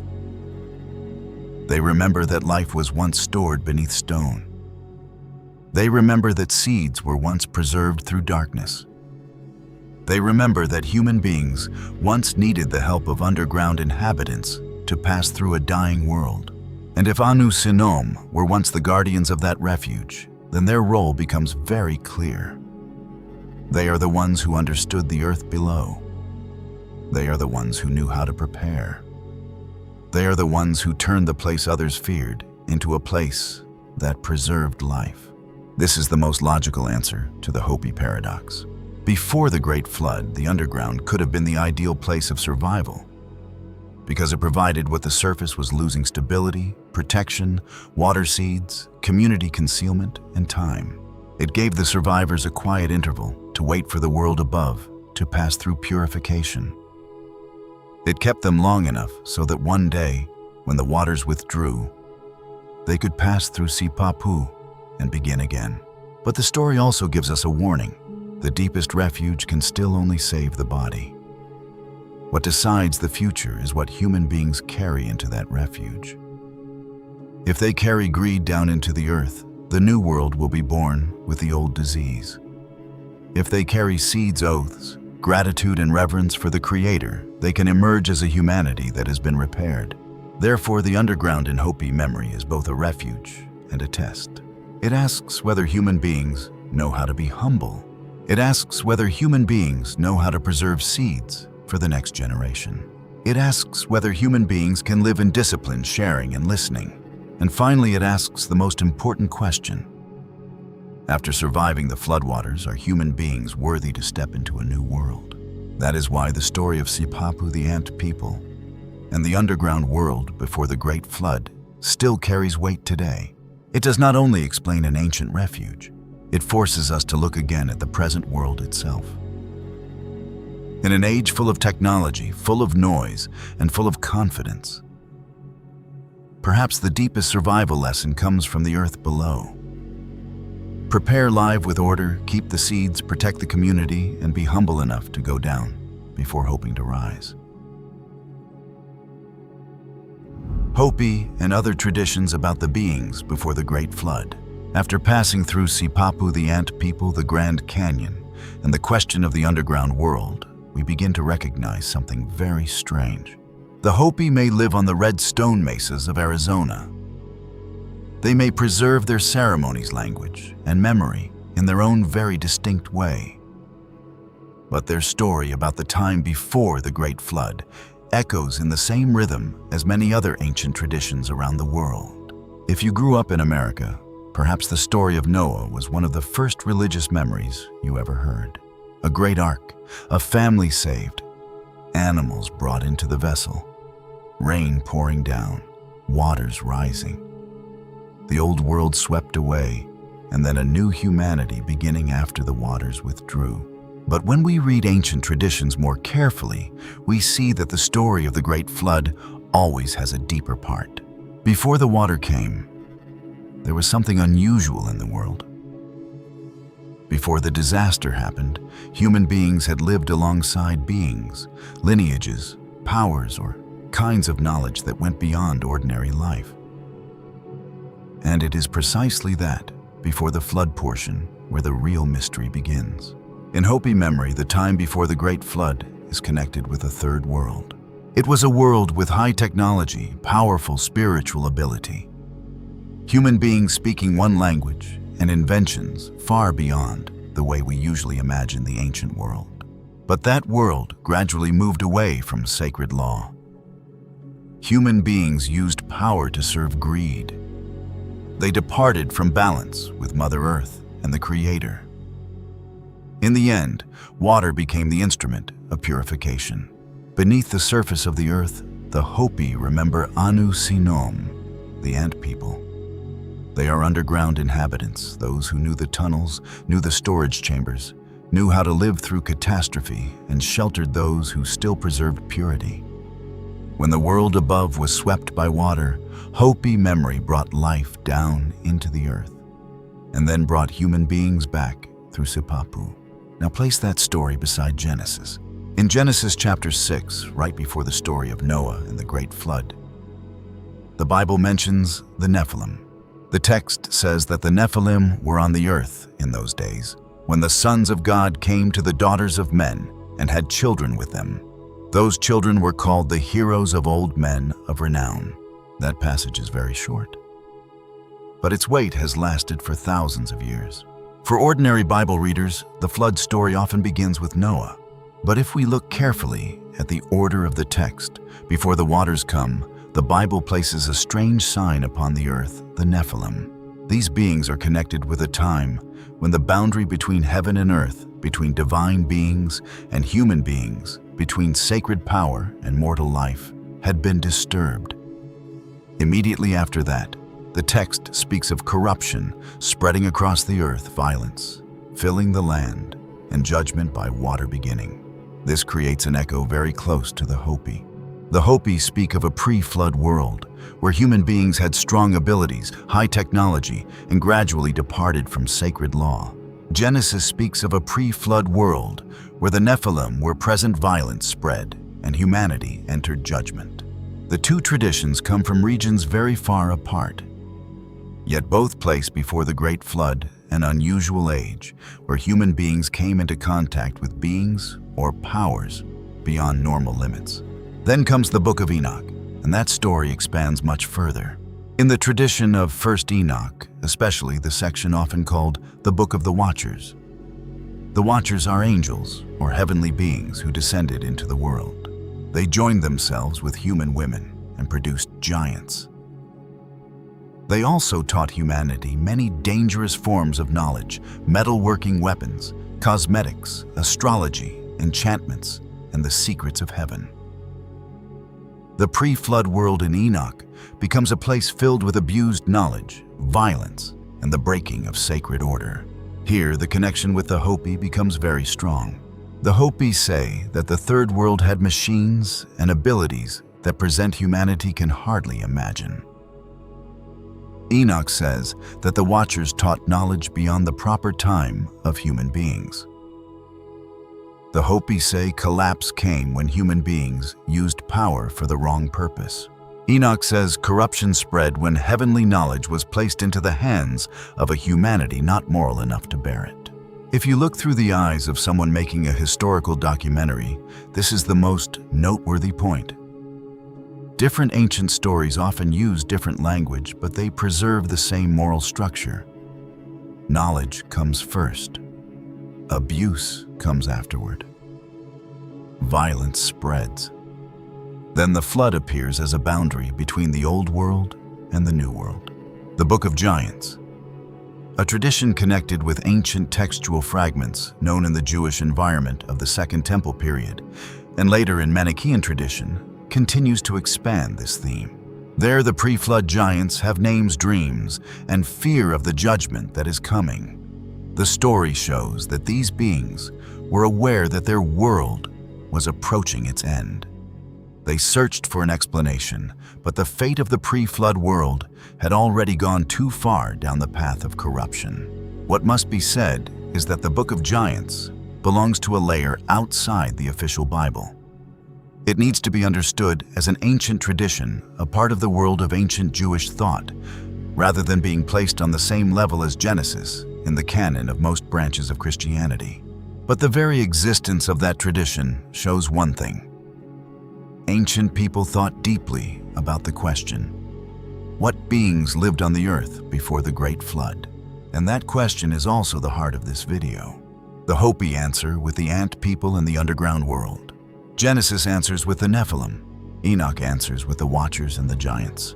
The Book of Giants answers with giant lineages living under the shadow of coming judgment. Mesopotamia brings us to another layer of memory. In Atrahasis, a very ancient Akkadian epic, human beings were created to bear labor for the gods. When humanity increased and disturbed the divine order, disasters began to appear, ending finally in the Great Flood. Atrahasis, the wise man, was warned by the god Enki and prepared to survive. In the Epic of Gilgamesh, this story appears through the figure of Utnapishtim, who tells Gilgamesh about the flood that swept across the world and the boat that preserved life. In Mesopotamia, the focus usually lies on the gods, the noise of human beings, the decision to destroy, and one person who was warned in order to survive. But beneath that layer of storytelling, we still see the same pattern before the flood. There was an old world, an old order, a tense relationship between humanity and supernatural power. When balance was broken, water became the instrument that erased the previous chapter and opened the way for the next. The difference lies in the place of refuge. Mesopotamia gives the survivor a boat. The Bible gives Noah an ark. The Hopi give the ancestors a doorway into the earth. If you look carefully, these three images all do the same thing. They preserve the seed of the world after. The boat preserves family animals and life upon the water. The underground preserves human beings, seeds and memory beneath stone. Both are chambers of preservation at the moment when the world outside loses order. That is why these traditions can speak to one another while still preserving their own identity. The Hopi do not need to become Genesis. Genesis does not need to become Hopi. Enoch does not need to be read as geology. Atrahasis does not need to be turned into modern history in a simplistic sense. Each tradition carries its own language, but all of them touch a very deep human memory. Before the flood, the world had gone astray. There were beings greater than ordinary life. Knowledge was used wrongly. Someone was warned. There was a place of refuge. And then a new humanity began. And precisely here, Sinom becomes special. In the Near Eastern traditions, the beings before the flood are often connected with the sky sons of God. Watchers, fallen angels, gods, and heroes of old. They come from above to below. They bring knowledge from heaven down to earth. They create powerful lineages. When order is broken, judgment comes from above through rain and water. The Hopi direct the gaze downward. They speak of inhabitants of the earth below. They speak of tunnels. They speak of Sipapu. They speak of a refuge lying in the belly of the earth. While many traditions look upward to explain the time before the flood, the Hopi look downward. This is what gives their story its own color and makes it so fitting for the Grand Canyon. When placed beside the Nephilim and the Watchers, Sinom creates an interesting counterweight. The Nephilim and the Watchers suggest strength height. The sky abused knowledge and crossing boundaries. The Ant People suggest depth, community discipline, restraint, and survival. One side shows that the pre-flood world had been pulled too high by ambition. The other side shows that life was preserved by the ability to go down, hide, and live with order. Before the great flood swept across the earth, the world had collapsed for one single reason: arrogance. Human beings wanted to break every limit to rise into the sky and stand equal with the divine. But in the end, those who arrogantly demanded to go upward were destroyed. Meanwhile, the ancestors of the Hopi were saved because they accepted the need to go downward. They used humility to bow their heads and enter the earth. When we place the Hopi legend on the same table with the Bible and the ancient scrolls, a terrifying picture begins to appear. Before the Great Flood, the world did not contain only human beings. Earth had once been a place torn between beings from above and inhabitants dwelling beneath the ground. Ancient civilizations did not idly invent these beings for entertainment. They used them to explain why the old world had to be erased. The Bible in Genesis tells of the Nephilim giants spreading violence. The banned book of Enoch speaks of the fallen angels, the Watchers bringing deadly knowledge down to humanity. And the Hopi tell of the Ant People, Sinom, sheltering the survivors beneath the floor of the canyon.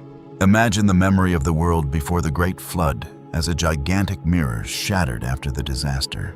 Each civilization picked up one broken piece. The Jews carried the fragment about the fall and wrote it into the Bible. The Ethiopians carried the fragment about the giants and wrote it into the Book of Enoch. The Mesopotamians carved their fragment onto clay tablets. And the Hopi buried their fragment inside the ceremonies, beneath the kiva and the doorway of Sipapu. When all those fragments are placed together, we do not need to argue over which text is canonical, which text is heretical, or which one is legend. The most important thing is that all of them point toward the same truth. Before it was drowned by water, humanity lived in a world more complex, more terrifying, and greater than modern history dares to admit. That is why the Grand Canyon is never merely a lifeless tourist landscape. It is the great monument of that memory. It is the place that forces modern human beings, standing at the edge of the abyss and looking down into the deep darkness, to shudder and ask themselves, before us, what truly ruled this place.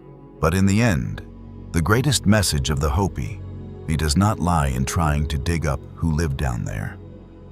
Throughout the disasters of fire, ice, and water, the life and death lesson they have preserved until today is only this: when the end of the world knocks, life is only given to those who know how to preserve goodness and live according to the way of heaven and earth. Today's file will close, not with a dry archaeological answer, but with an open question for you yourself. If the memory of the Great Flood is real, then what lesson has it left for our fourth world? And perhaps the answer does not lie beneath the limestone blocks inside dark caves or within ancient scrolls. It lies in the way we choose to live in the world today. Thank you for watching today's file on SleepCodex. Before you leave, I would really like to hear your thoughts.